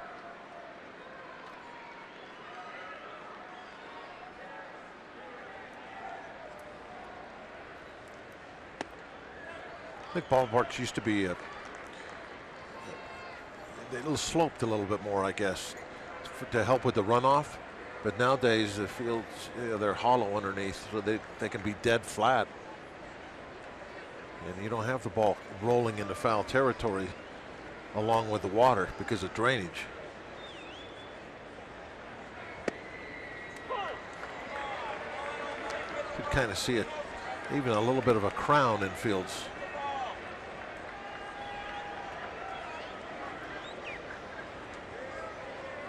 That bunt stayed right there for Parra. LeMahieu singled to start it, sacrificed to second, moves to third on the bunt single by Parra. Looking for the ground ball now. Story has not hit into a double play yet in his major league career. Right there. I like it, Greg.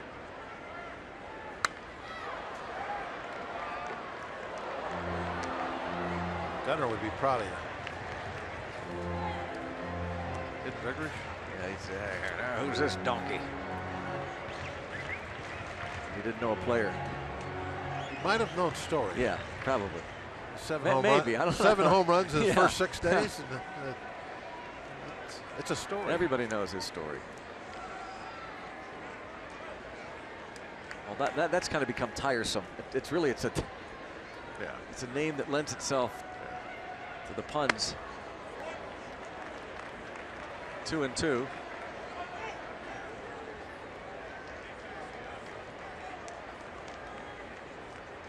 We don't know, how this one will end. It's only the beginning of this tale. Just the first chapter. That's right.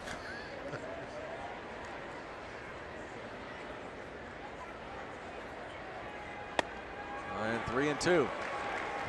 Carlos Gonzalez is on deck. The sheets. Bench sheets. I do remember bench sheets, yes. A little overboard with that last name, what that.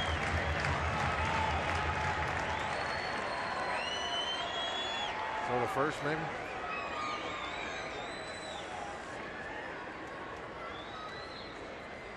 Yeah. 3-2, try and catch him running. Locke the other day in, I don't know if it was our place. Yeah, I think it was our place. He was doing a little extra work on the pickoff move down in the bullpen. He's going. And it's a strikeout.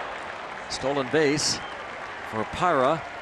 Strikeout number 7 for Jeff Locke. This is where Story's going to have to make an adjustment as a young player. You know, 3-2 count. You're not just going to be able to take a fastball swing at a pitch. I mean, he was so aggressive out after that pitch, like there was no possibility it could be anything but a fastball. Even though the ball was on the inside half of the plate, he was still so far out in front of it, he couldn't even foul off a piece of it. He played in only 61 games at the AAA level last year, and is getting an opportunity because Jose Reyes is not with the club. Towards center field, Marte coming in, and Marte there, and that is 5 now for Jeff Locke, blanking the Rockies in Denver.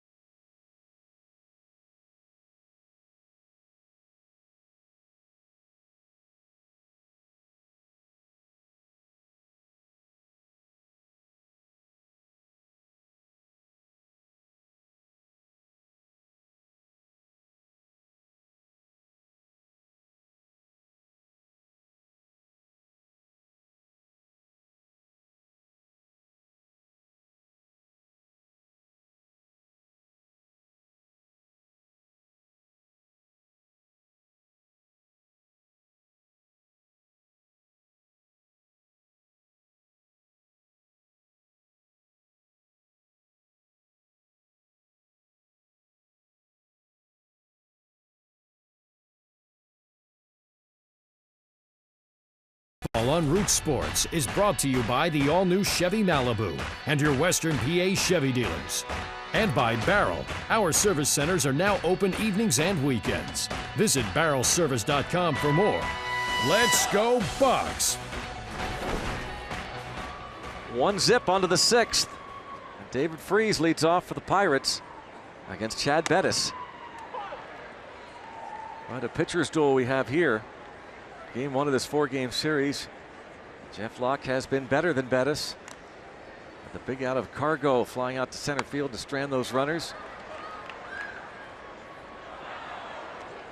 Pirates scratched out the 1 run in the 5th. Gonzalez flies out to Starling Marte, leaving 2 men in scoring position.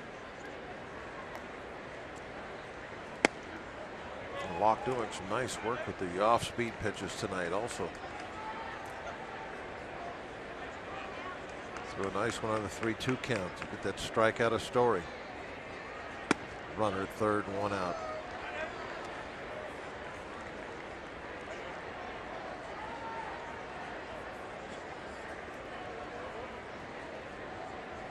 Never know what you're going to see. We're seeing a pitcher's duel at Coors Field. Yeah. The night after that 5-hour, 25-minute game in Phoenix that went 13. 12-10 final, the slugfest. And down on strikes goes David Freese. He fans for the 2nd time, and only the 3rd strikeout for Bettis.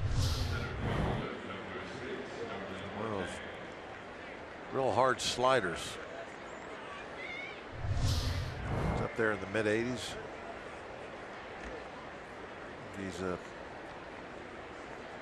about 7th or so in the league in slider velocity. Starting pitchers. Starting pitchers, 7th in slider I'm velocity. just guessing. I don't know that. What do you mean? It's okay here. How can you guess something like that? Well, because I read it earlier. Well, then you're not guessing if you read it. Well, I didn't read that it was 7th. Well, There it is. what did you read? 20th? 1, 2, 3, Second? 4, 5, 6. Hey, 7th. How about that? Well, do you have who's first? Yeah, it's Luis Severino. Severino. Jake Arrieta's second. Zimmerman, you were talking about him today. He's 4th in the league as far as slider velocity. Obviously, looking at this list, there's Kershaw just in front of Bettis. Slider velocity is a great weapon to have. Yeah, I'll say. You got some good pitchers Makes there. you one of the better pitchers. When Yeah. when you can do that. 7th. But now you can see why I didn't. It's just like. You can see why you wouldn't take the time to actually count that list. That's a difficult thing to do. Well, what difference does it make, Greg, if he's 6th or 8th? Well, you said a minute ago that you didn't know if it was 7th or not. It was in that area. But you didn't say that you only had a list of about 10, maybe a handful. Okay. We don't know what you're looking at. We don't see the stuff that you have here. All we know is you have papers everywhere. Don't be looking at my stuff. I'm not. That's why I wasn't. There it is. Right I wasn't. There it is. But show the list. There's 7. So you can see the list. Right say there you go. Now see, difficult to here, I gotta count. show it again. Yeah. There it is. The bottom down, is down there in the whatever. bottom. Yeah. All right. Just throwing things up on the screen. Whoa! Look out, Bettis. From his backside.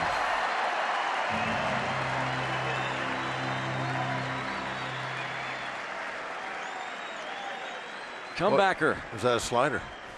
Those hard sliders. Maybe.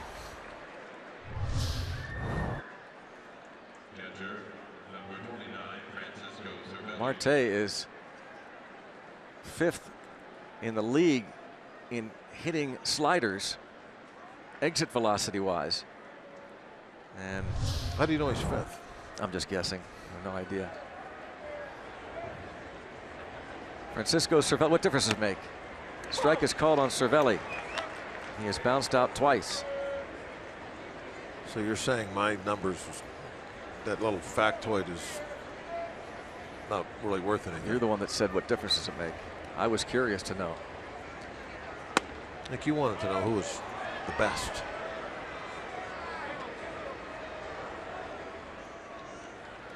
That's funny. Now not so much. Severino is 89.6. Good. Bounce to third. Arenado handles that. Like a ballerina over there. I'll tell you, he'd probably have a hard slider. Yeah. Heck of an arm.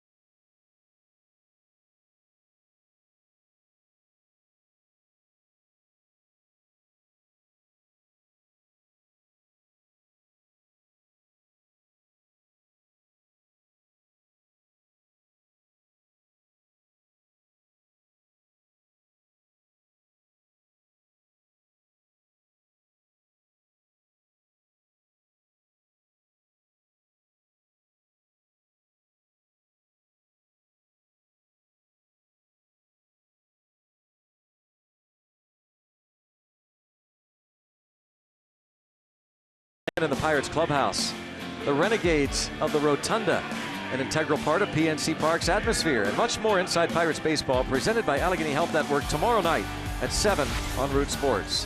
Speaking of the Dominican Republic, there is Ramon De Jesus, who made history on Friday night in Detroit when he took the field with the rest of the umpiring crew, the first Dominican-born umpire to be on the field in a Major League Baseball game.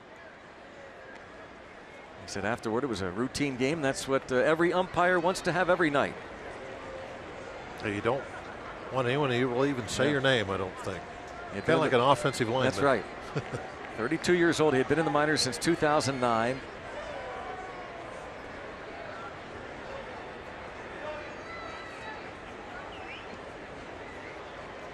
Here is Nolan Arenado. Oh, this may be the over the hump inning, Bob, right? The 6th inning. I mean, he's gotten 5 scoreless, strong innings. How great would it be to get past the 6th? He finishes this one, then everything after that is gravy. A little extra, yeah. Hit hard to center. Marte with room, just enough. That ball left the bat. It sounded as though it was going to leave the ballpark. It's a long ways out there. Arenado close to hitting his 8th of the year. 415 to dead center, and then the wall's flat, so it actually gets a little deeper.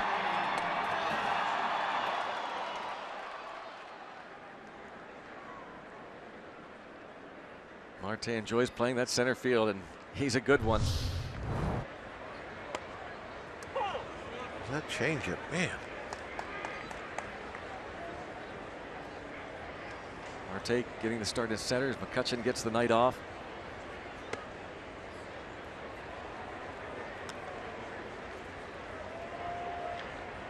Rayburn has struck out looking and bounced out.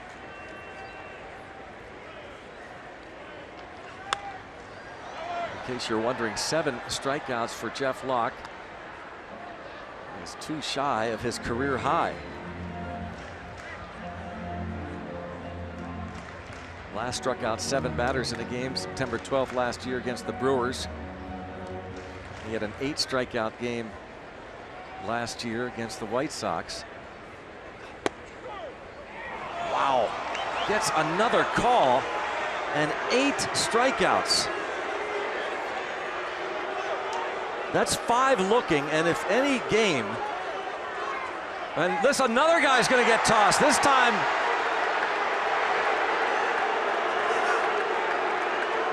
Reynolds comes out. I think he just ejected Rayburn. He ejected Weiss, the manager. This is Reynolds, the acting manager. It looked like Reynolds just said, how can you do that? He had his back to you walking away. Rayburn got ejected. He said, how can you throw somebody out of the game that's got his back to you? As he's walking away.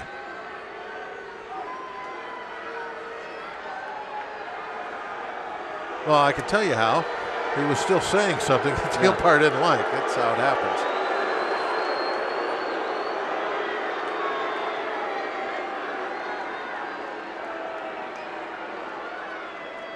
Bob Davidson getting in the middle of it. It's just not really any surprise to anybody. I mean, these pitches have been called strikes all night long. It's a night where there is definitely a wide plate, and it's been both sides. It's not like he's calling it for one team and not the other. He's calling a wide strike zone for everybody.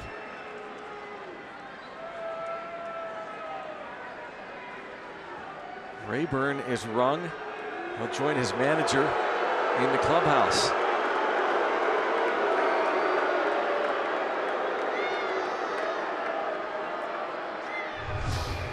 Here's another look at the pitch that was called a strike 3.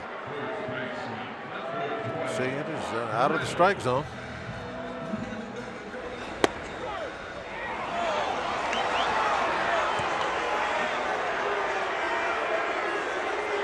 He's talking, and he's heard it all night, Barrett, so he's had it. 8 strikeouts, 5 caught looking for Jeff Locke.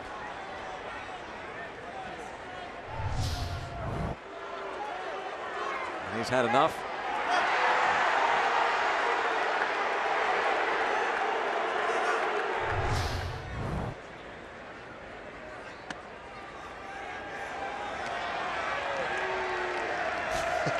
Hear the fans?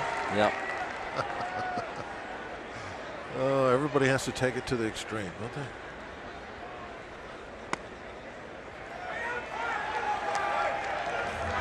Something I never do. No, not you. Reynolds doubled to right in the second inning, bounced out his last time.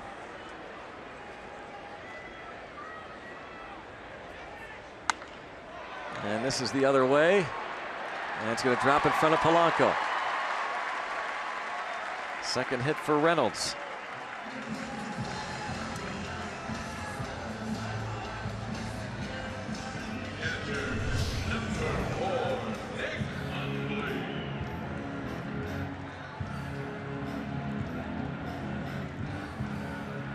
And he really run right away. He wasn't sure, I think, where he even hit that ball.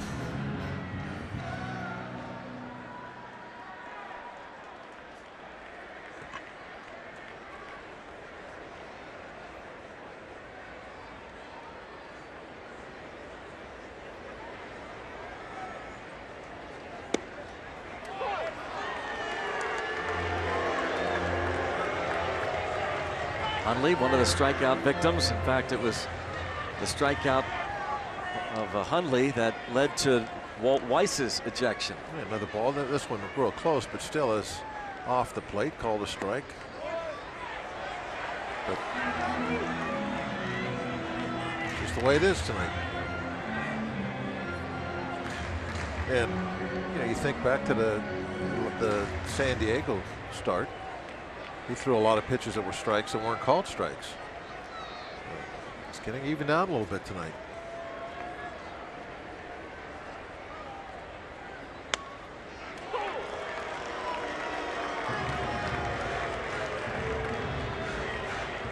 You know, and there's another thing to this too, Greg, is you have to have the ability, the talent, the control to take advantage of a night when you got a little bit of a wider plate. You can't just throw balls 6-7 inches outside. That's a great point. You still have to be able to throw them, you know, just where he's calling them. Where they're an inch or so off the plate. And if you know he's calling them there and you keep putting it there, you got to be able to put it right pretty much where you want it. You just take it off the plate a little bit, and you have to have that kind of control to do that with.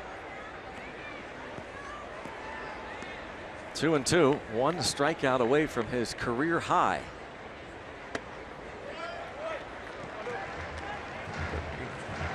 You could see that the pitch that was the number 4 pitch, a good 7 inches outside. You can't just fling them out there. Doesn't matter. Then you're wasting the fact that you have an umpire that's got a liberal strike zone. You don't have the ability to take advantage of it. His former Rocky Rob Scahill ready, and he might be coming in if Locke loses Hundley because he's at the 105 pitch mark.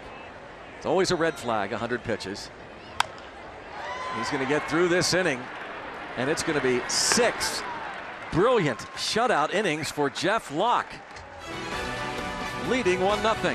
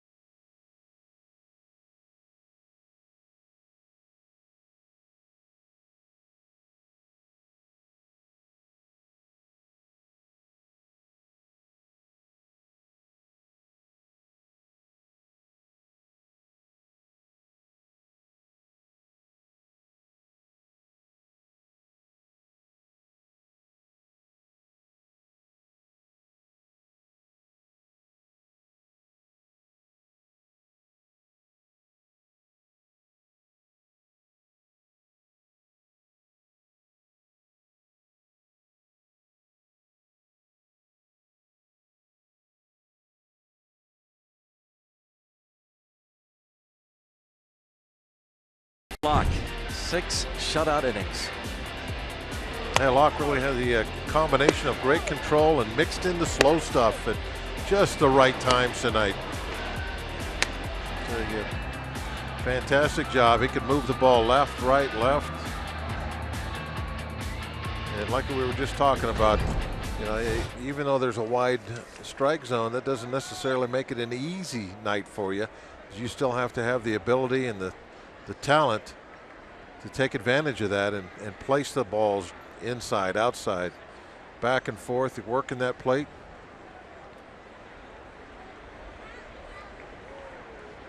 And this, by the way, comes on the heels of one of his worst starts of his career in San Diego. Ben Paulson takes over and left. Gave up 8 runs in 3+ innings 5 days ago in San Diego. And a nice start to this inning. Gregory Polanco rips it to left.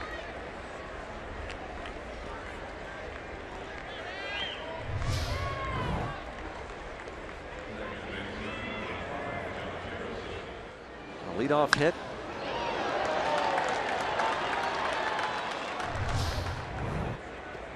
Bring up Josh Harrison.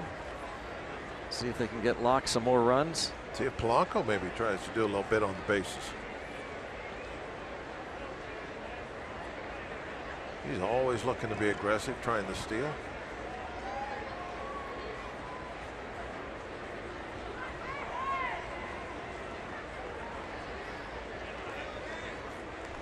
Jay Hay hit by a pitch to start the 5th and scored the game's only run. He's also flied out to center.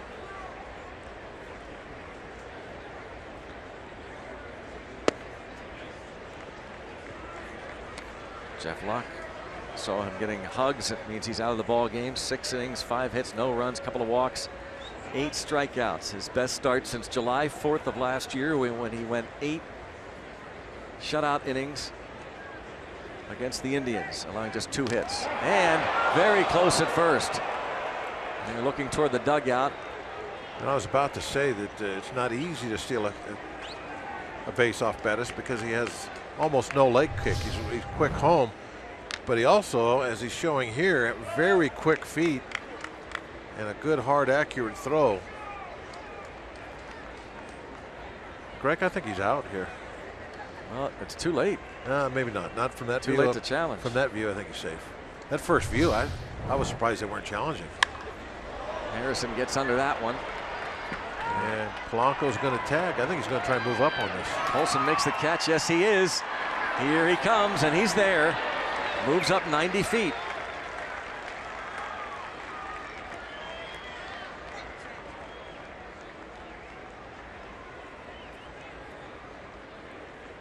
He didn't steal the base, but he did use his legs to get himself in the scoring position. He reads it a little bit. He sees it's going to be an easy catch. Back to the base, go.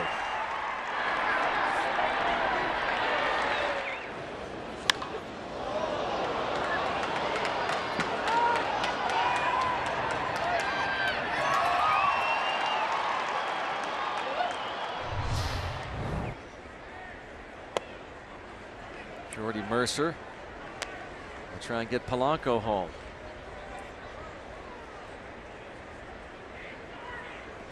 Mercer with 11 runs batted in, which is tied for the team high currently.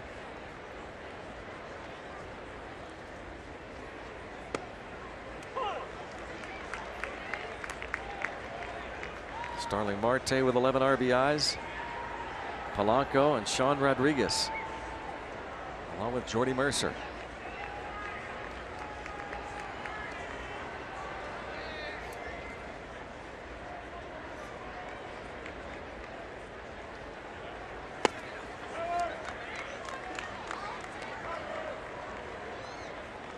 And in the bullpen. 100 pitches now for Bettis.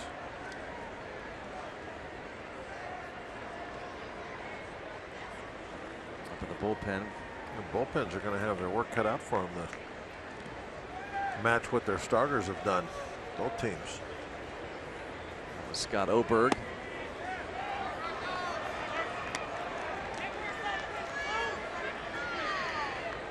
Bettis over the 100 pitch mark.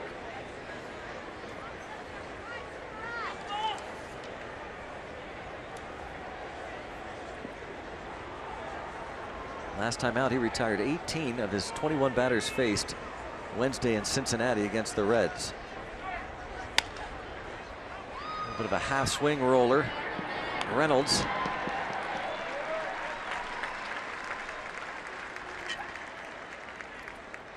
Well, Bettis sure is athletic, isn't he, Greg? Quick he got to first base. He is. MLB.TV Premium, the #1 live streaming sports service, delivers everything you've come to expect and more. Watch every out-of-market game live in HD on over 400 supported devices. Includes a free subscription to At-Bat Premium. Blackout and other restrictions apply. Visit MLB.TV for details.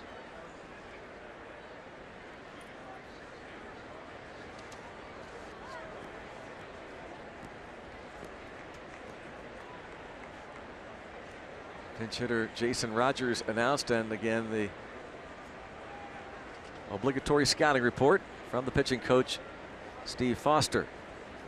Jason Rogers picked up his first 2 Pirate RBIs. Came in the 3rd inning as he triples to left, brings home David Freese and Starling Marte. Give the Pirates a 2-1 lead, and he's learning the new sign. It's important. You got to do that. Nice did a nice job with it after his big hit. Yeah. What was that, 13th?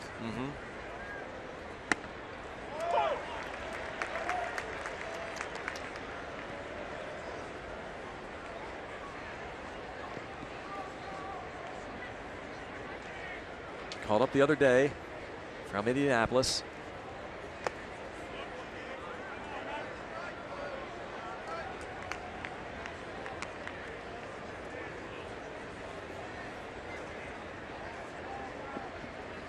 One ball, one strike on Jason Rogers. He was hitting .366 at AAA Indianapolis with 3 homers.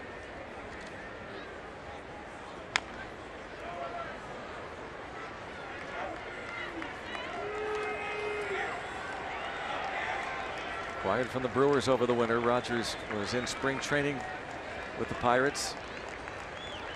Impressive. Was playing mainly 3rd and 1st.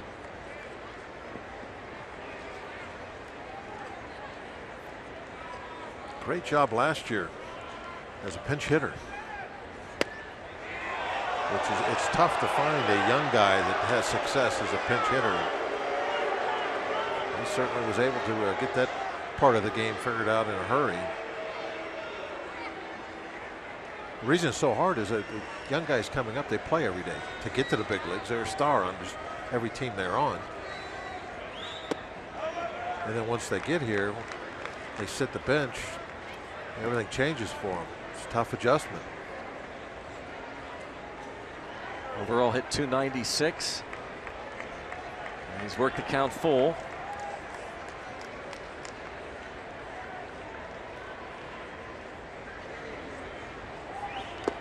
And he draws the walk. Saw a lot of that in spring training as well. Yeah, his style of hitting fits perfectly with what the Pirates want from their guys. Very patient, make sure he hits his pitch. It's the first walk for Bettis.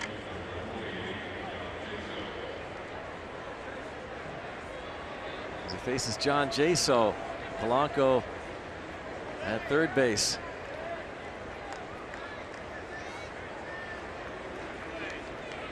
Jaso 1 for 3. The game's only RBI with a ground out in the 5th. Gets away. This will score a run. 2-0.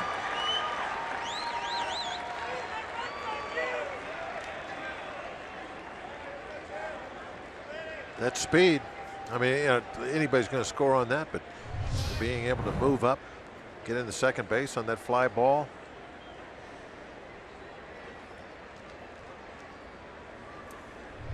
Little things, a lot of times that sort of play, that sort of ability doesn't really make a big difference here at Coors Field. It's always the big hitting that you look at, but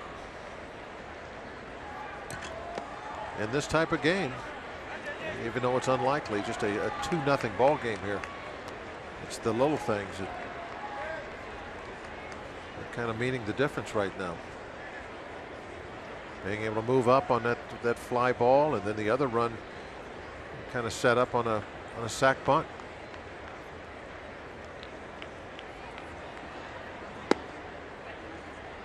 Mercer was moved into second base, so when Jaso hit the ground ball, instead of it being an ending inning double play, it was a run-scoring fielder's choice. Small ball can work even in this ballpark.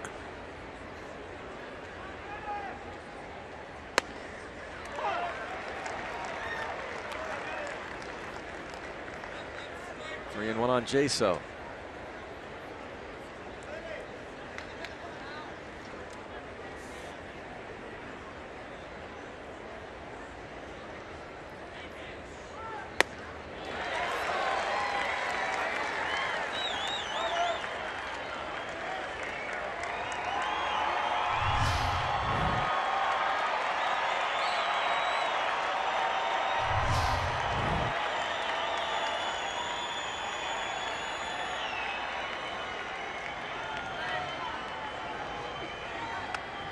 And he walked him, and that is going to do it for the starter. So we'll see Scott Oberg come on to face Matt Joyce. Back-to-back walks. First 2 walks of the ball game for Bettis.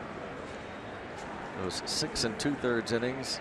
He was up 2 runs to this point. We'll be back and see if the Pirates can add on in the 7th.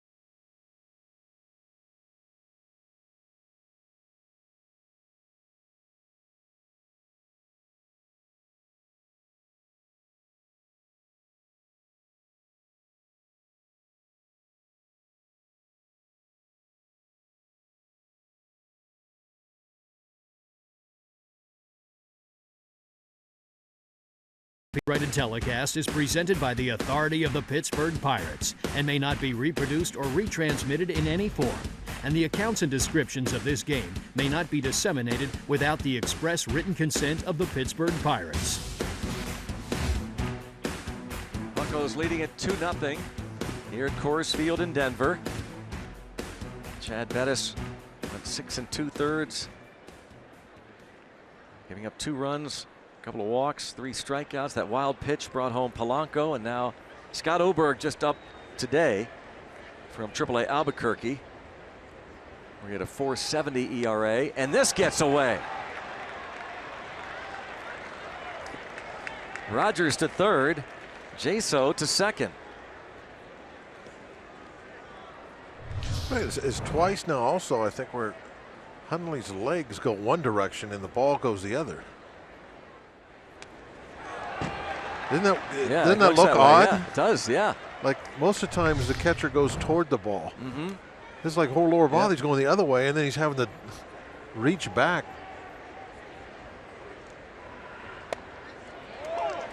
Strike is called.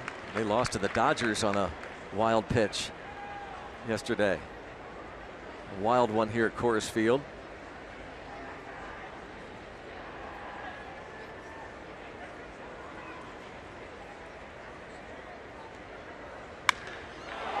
Hit toward left center field and sending Paulson back toward the wall. And how about this? Clear the deck. Cannonball coming for Matt Joyce. 3-run homer, 5-0 in the 7th. His second as a Bucco. The 400-foot opposite field blast.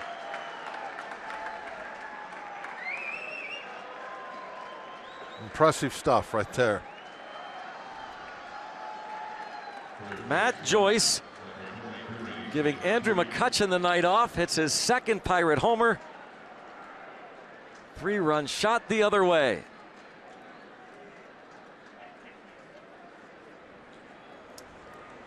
Well, you remember how good we said that Locke had the field after?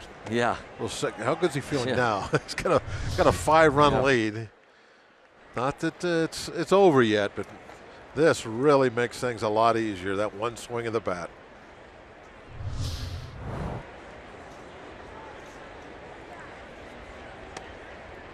Now David Freese. Matt Joyce. Another look from this angle. Well over that 390 side. That's showing some nice, even it being Coors Field, that's some nice opposite field pop right there. Ground ball to second and on to first. Would have went 425 if it hadn't hit the stands. Well, that's the estimated distance, 425. In fact, it's the 3rd highest this year. Yep.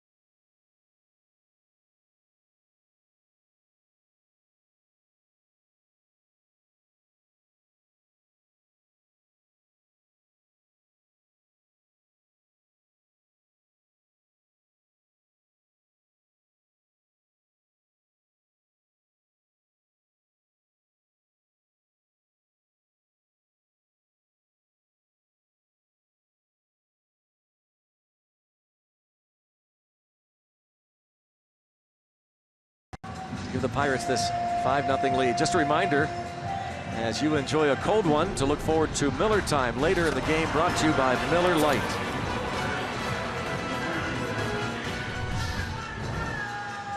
Great job by Joyce, and of course by Jeff Locke, and now former Rocky Rob Scahill. Here's for the 7th time. In the history of Coors Field, only one other time had a Pirate pitcher pitched 6 or more innings of shutout ball here.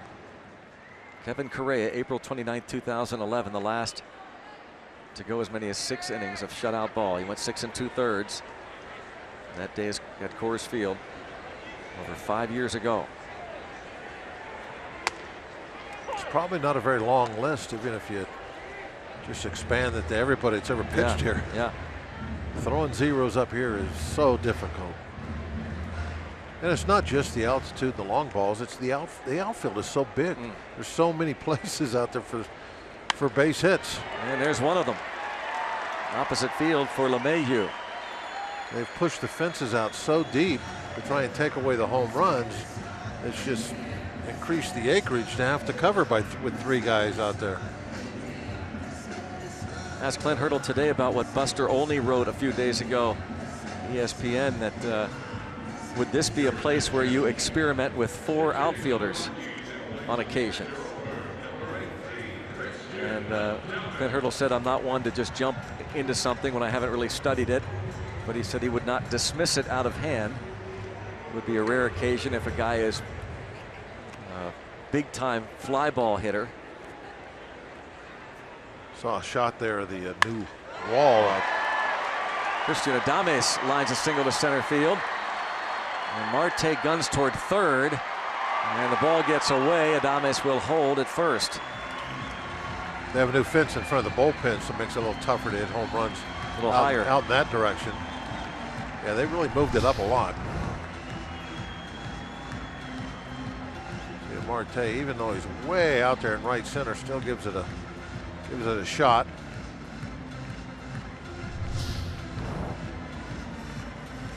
Well, lead off opposite field single to right, and this one was hit hard. You can blame Daniel Adams for you can only have 9 guys out there. Yeah. Yeah, put it on paper. 1857. You can. There's that new fence. You can see it's a very high. They used to the fence used to be to where you could jump up and actually steal home runs. So that's got to be what, 15 feet or so? 16 feet, 16.6.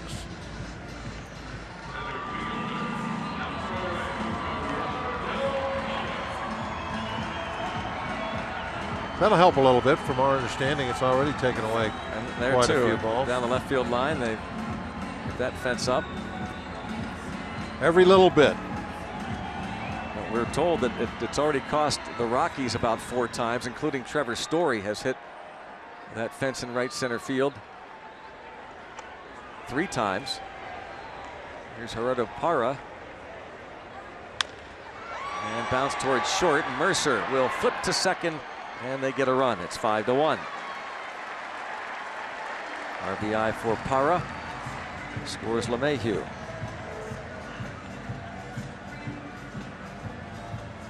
Well, Scahill gets the first out here in the 7th inning, and now Story, who has walked twice and struck out. So earlier this year, ball that would have gone over for a home run. Another one that would have been in this one.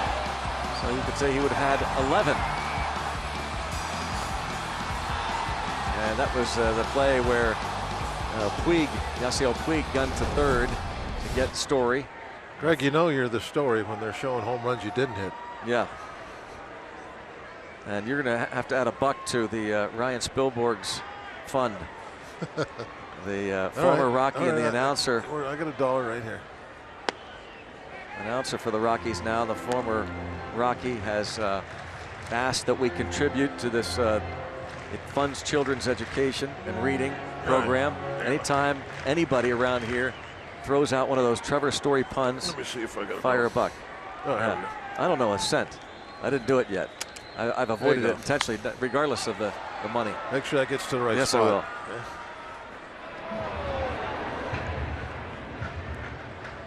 So that's 1. Where are the other 5? $5. 5. Yeah. I owe 5 now? Yeah, 5 times tonight you've thrown these puns out. Man. Didn't know you were keeping score. There you go. There Take you go. that back. It's fine, yeah. Here. Oh, yeah, we're keeping score. I'll get another one in Thank somewhere. you. Yeah, you will. Keep that $1. Get this to Ryan Spilborg's. And here he is. Story pops it up. And Harrison over. Nice Jay play. Hay makes the play. Josh Harrison in between Jaso and Polanco comes racing in to make a fabulous catch down the line.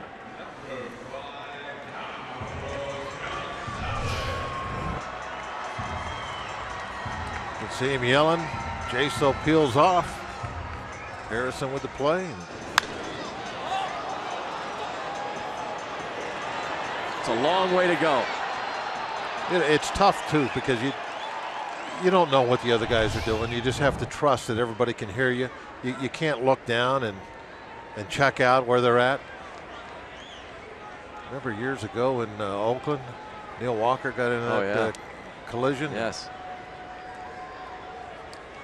I think didn't his head hit the right? I don't know. I can't remember who was in right field. But hit his knee. Ended up missing some time with concussion. Yeah. Ryan Church, good memory in the truck. Yeah. Carlos Gonzalez.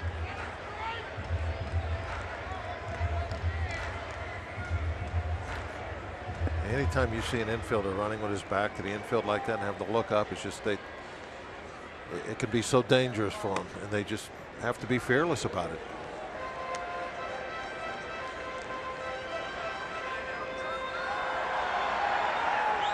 Two 2-0 on Carlos Gonzalez.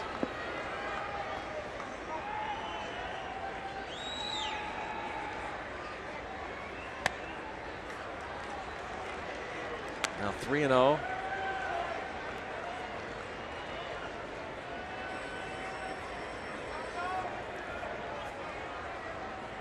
On deck is Nolan Arenado.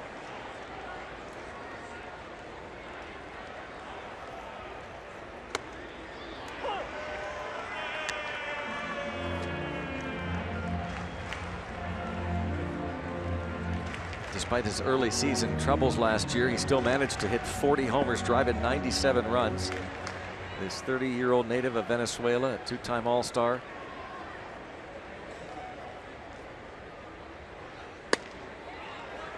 Cahill walks him.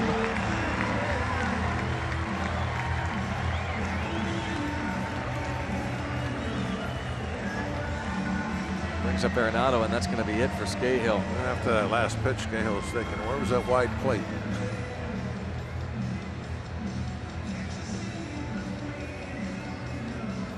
He gets 2/3 of an inning in, but gives up a run and responsible for 2.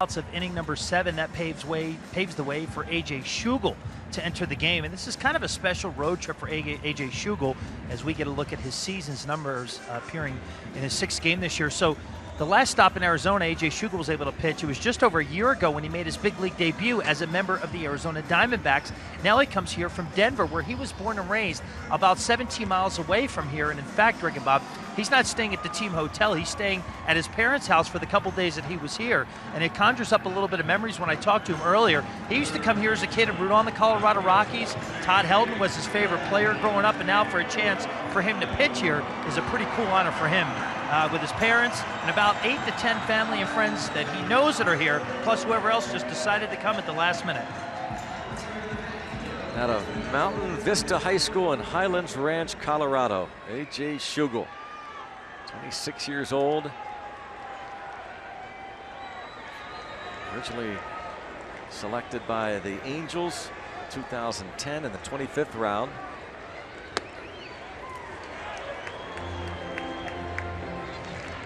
Denver native Mark Melancon with the clipboard. Could see him again tonight. But this is one of the tips to win that Bob was talking about earlier. This is where here your starter gives you 6 innings. I wanted zeros out of the bullpen tonight just to get those guys back on track. I mean, they were such a huge part of the season last year, or really for the last few years. The bullpen of the Pirates been just outstanding.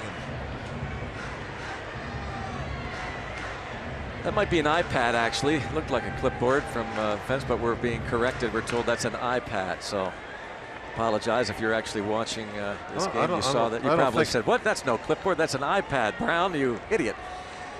So that's an iPad. I don't think it's an iPad. Oh well, that's what we're told. 2-1. I go by what I'm told. What do you think it is? We'll have to find that out. I'm assured that it is an iPad. You're assured? Yeah, they said walk, you idiot. Well, Schugel, a 1-2-3 7th inning on Saturday in Arizona, and then things got away from him when he went out for the 8th.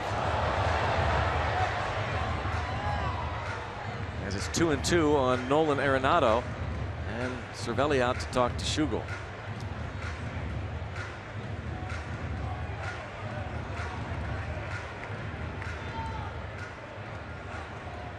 As Robbie said, Schugel made his big league debut with Arizona last year, made 5 appearances out of the bullpen. Came to spring training as a non-roster player.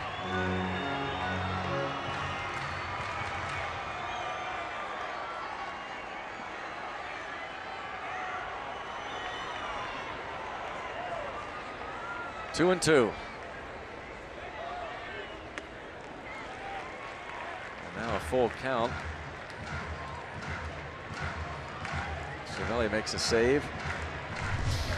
And now watch the way Cervelli, see how his whole body goes that way? As opposed to Hundley, when Hundley's body went one way and the glove went the other. 3-2 the count. And a pop-up. Shortstop Mercer is out. And so are the Rockies as A.J. Schugel gets a big final out. 1 run in. Pirates lead at 5-1.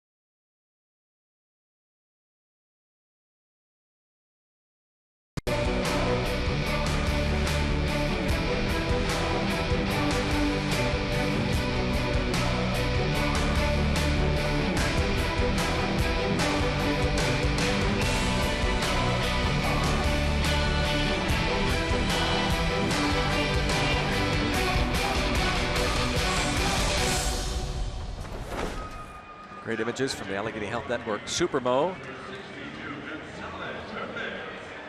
5-1 Pirates lead it.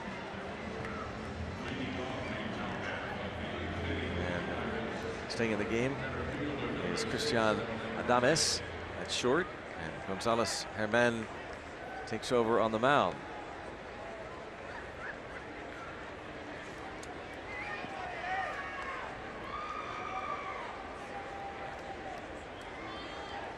Story had a short night, huh?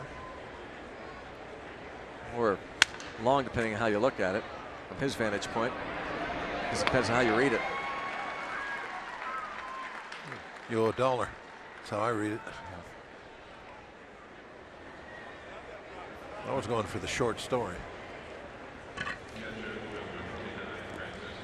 Very good. We're going to have a pretty good pile of cash here by the end of the night.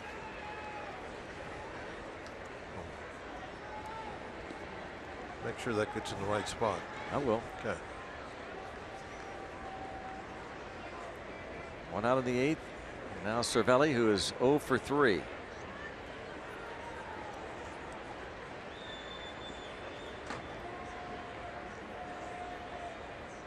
Been 0 for 3 much this year.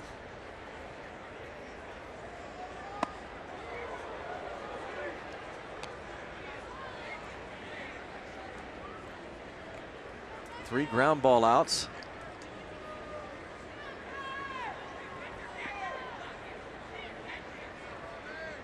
On base percentage, 6th highest in the league coming into this game.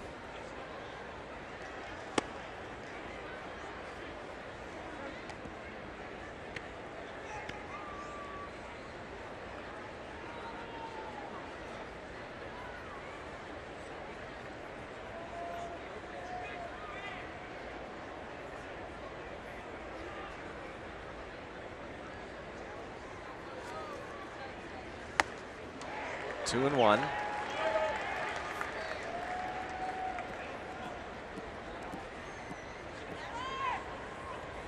Non-roster invitee to spring training for the Colorado Rockies right-hander. He was claimed off waivers from the Cubs in July.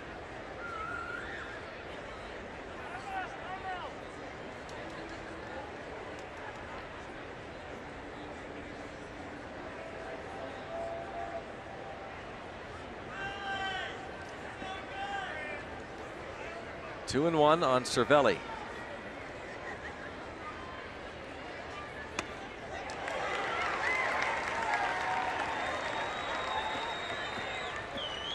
Did you see what he just did? He gave it to Jay Hay. Trying to get a little of his luck.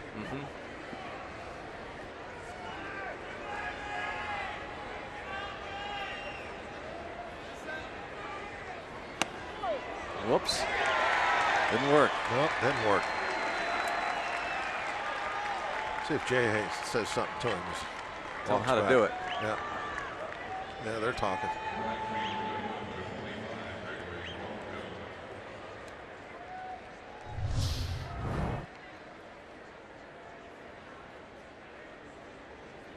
You look like a pretty good pitch.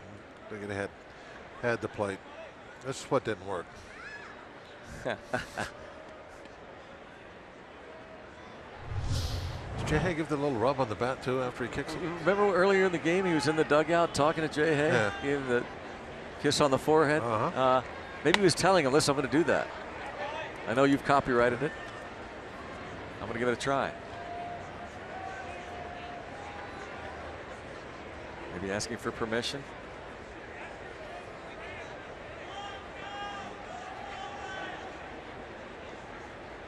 Yeah, you can't just use somebody else's move without asking. Toward the line and right, and Gregory Polanco is going to have himself another hit into second base with a double, a 2-out double. He lined a single to left leading off last inning and scored on a wild pitch. And the Pirates continue to double their pleasure. His 8th. And the Pirates have recorded at least one double in each of the first 20 games to start this season.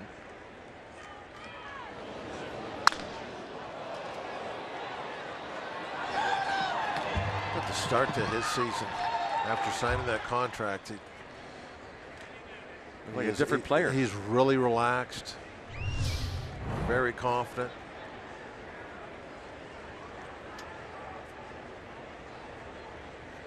See if Harrison can get him home and get that run back. I want to see him do a little bat kick so I can see if he goes up to. Does he rub like the label? I want to know how far Cervelli took Jay Hayes' move.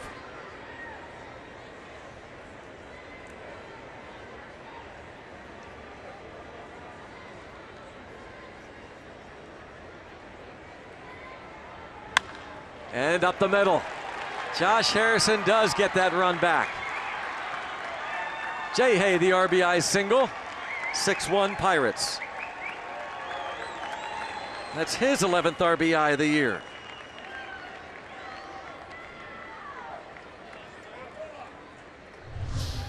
Didn't wait long.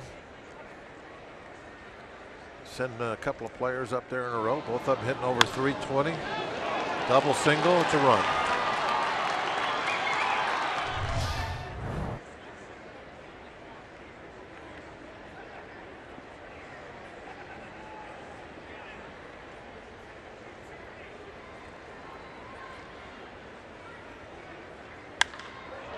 And in the air to center field by Jordy Mercer. That'll do it. So 2-out action. The Polanco double, the Harrison single. Pirates lead is 5 again.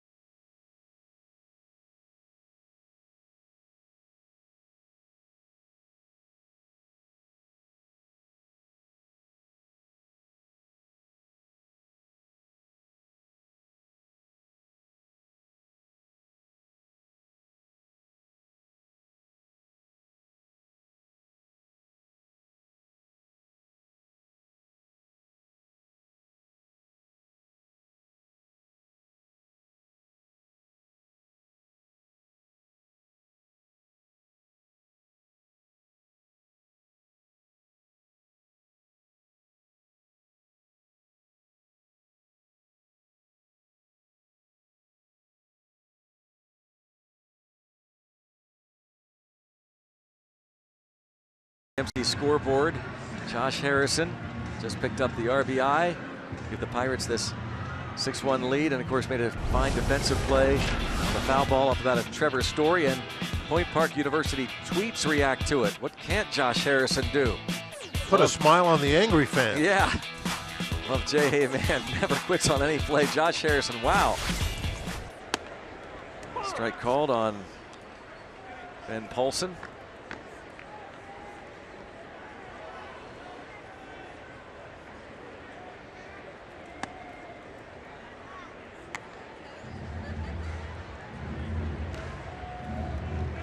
Paulson's first at bat came on when Ryan Rayburn was ejected in the 6th. A tapper, Schugel.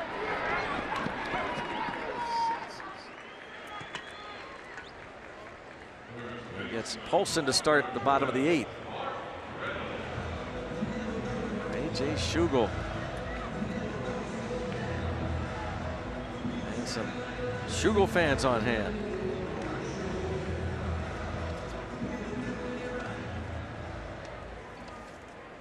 Pitching the 8th.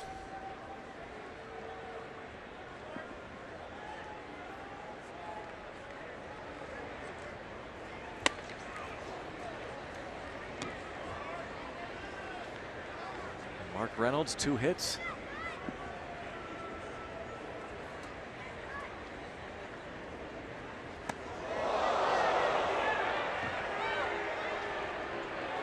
That one was a tad inside.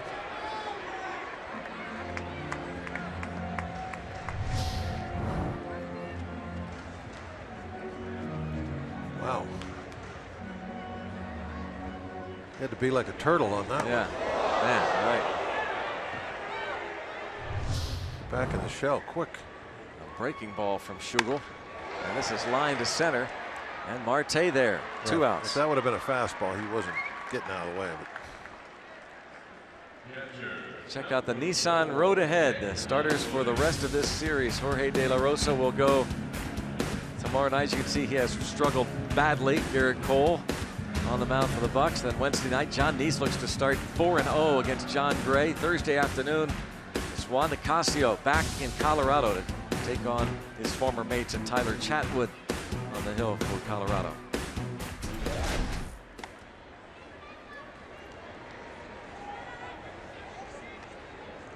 Garrett Cole tomorrow night. Should be fun to watch. Be making his 2nd career start against the Rockies.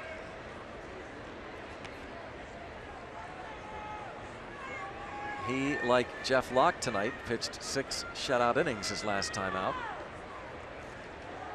on Thursday in San Diego. And this is in the air toward right, sending Polanco and Marte back, and neither can get it.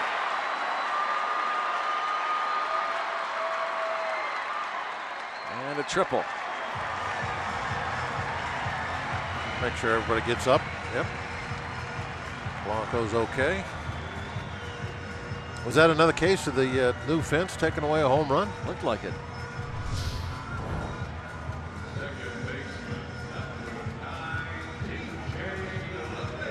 Yeah, I believe that one would have been out.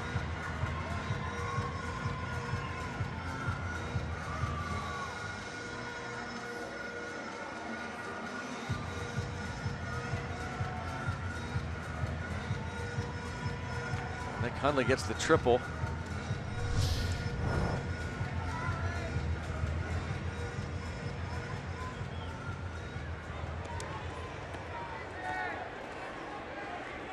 Rockies catcher just back into action after missing some time with a concussion. DJ LeMahieu has 2 of the Rockies' 8 hits.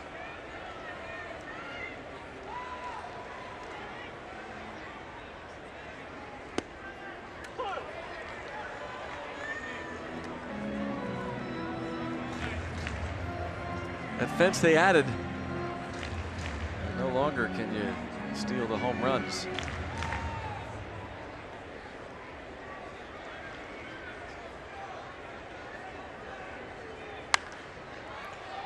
Looks like it's kind of like chain link. You could probably get up it, right? Yeah. You'd still steal a home run. Yeah, you could. Climb that baby. Sure. Go right on up. Yep. Might even make somebody's highlight reel if you get up that. Not might, you would. You climb that thing. Tony Watson is up in the Pirates bullpen. Clint Hurdle will go to him in this inning if he feels necessary. Climbing it would be one thing. How would you get down? I'm going to jump off that. We should ask Pete Toma. I saw him scaling fences in spring training. 6-3 put out. Beautifully done. We will head to the 9th. 6-1 Bucks.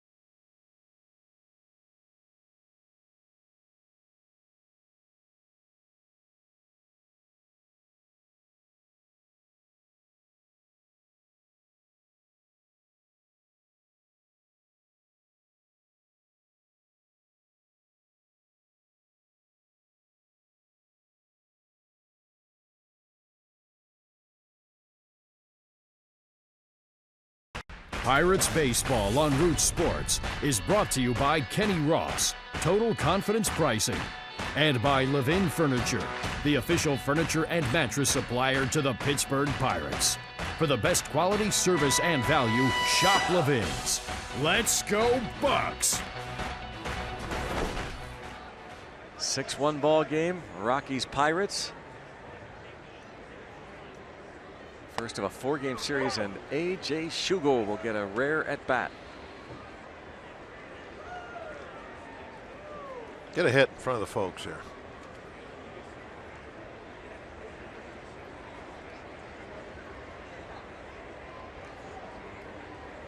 Line drive somewhere. And he pops it up. It's a high pop. Took a hack. It's a high pop. That's good. Better than nothing. Yeah. Now he can say he just missed it. Yeah, that's right. Just got underneath it. This Friday, the Pirates and Reds meet. Be one of the first 20,000 fans and get a Francisco Cervelli t-shirt presented by Allegheny Health Network. For tickets, go to pirates.com/free shirt Friday. The start of a 6-game homestand. That Samore t-shirt given away on Friday. That one will be very popular. Yes, it will, because he's very popular.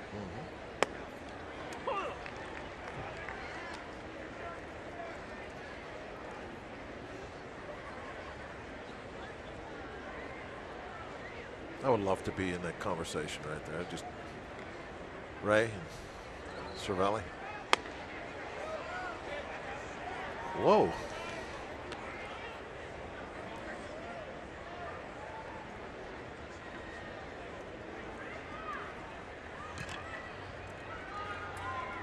I would think that was about Locke, don't you?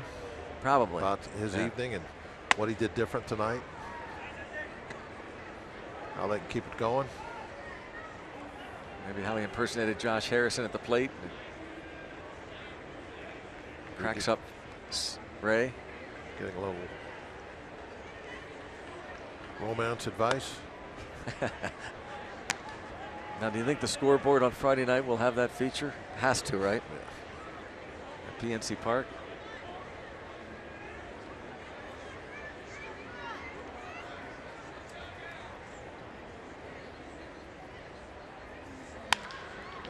Bounce right side.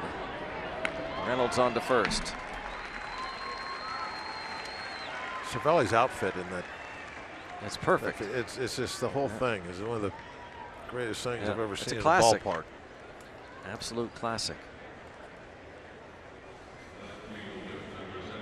Offering advice. The advice column. And he plays it up perfectly. He's all serious about it. His delivery is it's great. It's like he's an actor. Look at that. He's also a comedian, apparently. Look at Ray. He's got Ray in stitches.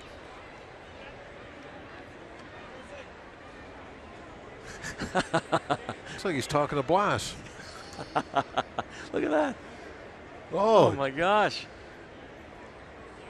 Oh, that's. Now I really want to know what you're talking about. about. I'm thinking the same. That's the first thing I'm doing tomorrow. Finding that out.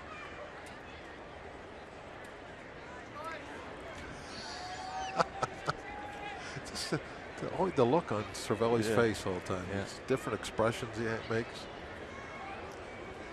Well, Matt Joyce had the big hit of the night, the 3-run homer. Yeah, but he's made it fun. Yeah.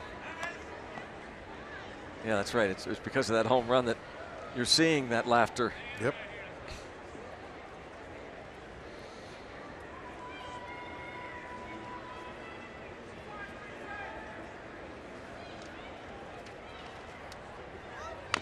You know, all the talk, Bob, and it rightfully so, about pitchers that have come to the Pirates over the last few years under Ray Searage. But there have been some hitters that have rebounded, including Francisco Cervelli. Now, he's had some injury situations in the past. He was able to play every day. Russell Martin, Matt Joyce, getting off to a strong rebound type season. Struggled last year. Maybe he wasn't completely healthy.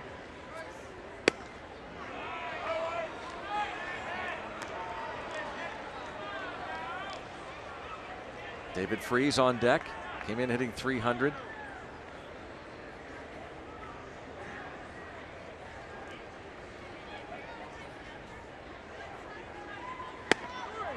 Strike 3 called.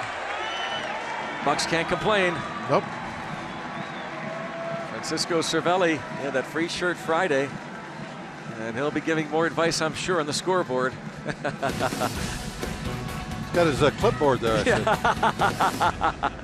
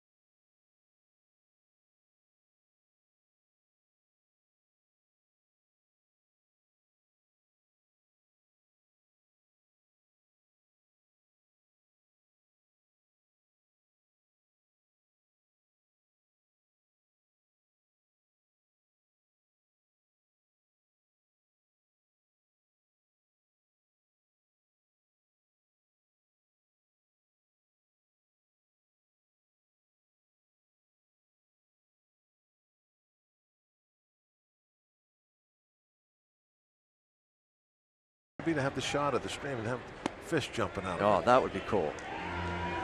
Trying to get upstream. Yeah. To get them up, you'd probably have to like put the food in up top to make them try to climb to get up there to eat. I don't think they would naturally want to get up there to spawn. And then, of course, you got that. You're going to have to throw in some bears. You know, try and catch. Yes, the fish. yes.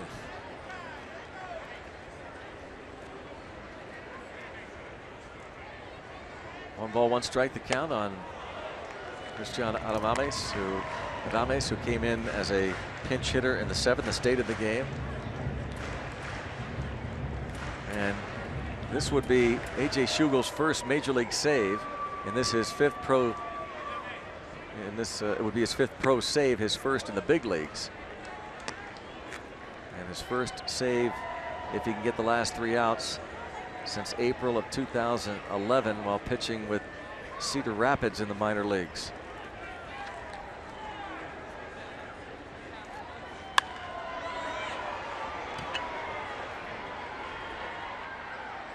And there's 1 out.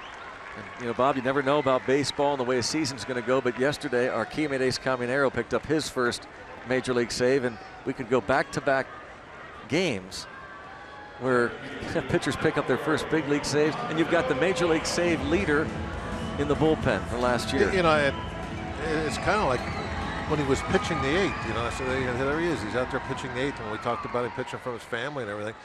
That is so different than what, you know, we are used to. You know, used to having that 8th inning man out there all the time, and it just is another indication that things just aren't going the way you want them to go with the pitching staff yet. That, you know, guys are a little out of their normal jobs. These are the kind of times where you got to do what you got to do. Yes. Schugel was a closer initially in the Angels organization,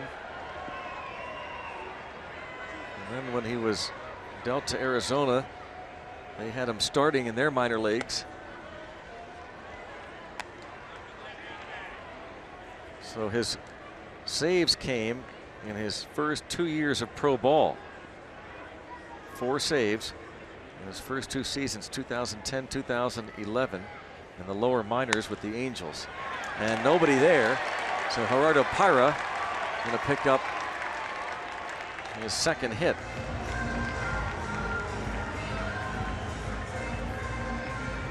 Didn't he his last? First hit was a ground ball through that side, wasn't it? Well, his first hit was a bunt single. Oh, okay, yeah, I remember now. Yeah.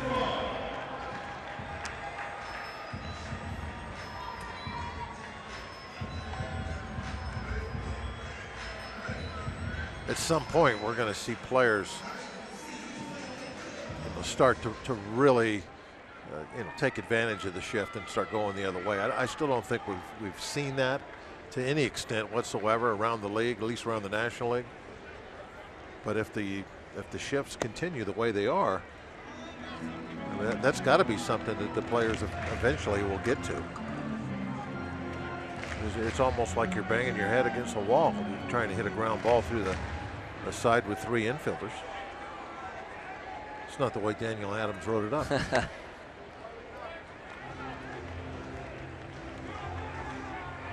Time called 2-0. Cervelli out to settle him down. What'd you say Daniel Adams' nickname was? Do you remember? Oh, I forget.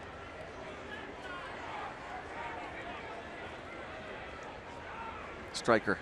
Striker? Yeah, that's good.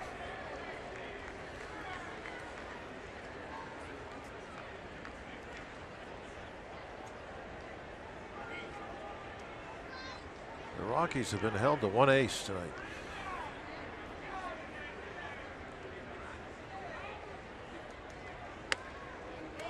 There's a strike after the visit from Cervelli. I wonder what they called pitchers if the hitters were strikers. Must have had some different name for them.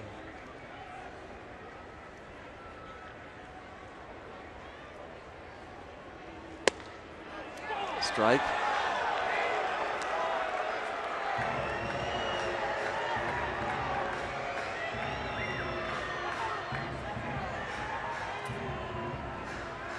The acting manager, Tom Reynolds, earlier in the game, Walt Weiss was ejected, as was Ryan Rayburn, the left fielder. Pulled deep. Hook a little bit, huh? It did. Ooh, thank you. Brandon Barnes, the pinch hitter.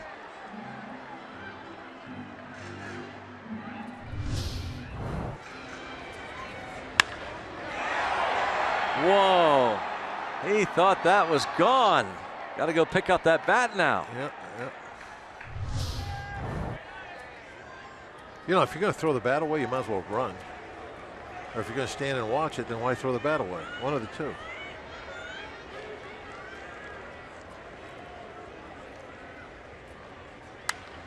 Look out. Oh, man, hits the dugout roof into the seats.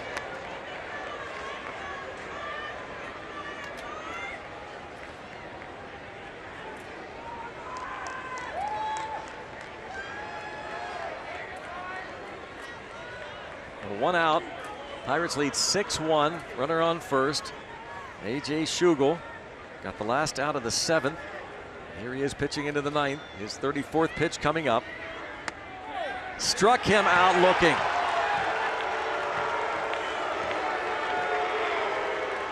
Five times Jeff Locke struck out Rocky hitters looking of his 8 punch outs. And now Schugel gets the 2nd out of the 9th by getting Barnes looking. The glove never had to move. All Cervelli had to do was really just squeeze it.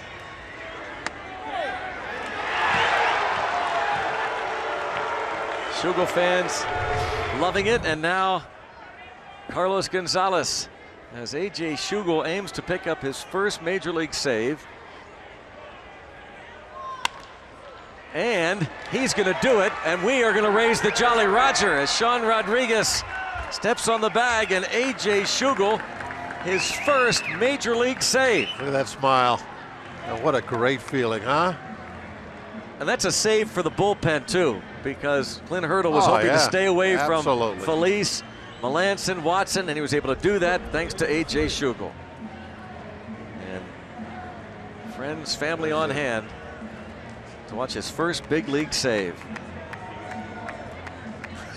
It's Cervelli. Cervelli behind him, as big a smile as anybody. Yeah. Matt Joyce's home run. Look how happy Cervelli is. Did Cervelli go 0 for 4 tonight? Yep, that's right. There's That could tells you have you told? something. Yeah, he went 0 for 4. That tells you something about him. By that smile. Smiles everywhere. It's all about the team with him. Buccos win it. Lots more to talk about. Go back to Pittsburgh and Robin Teague.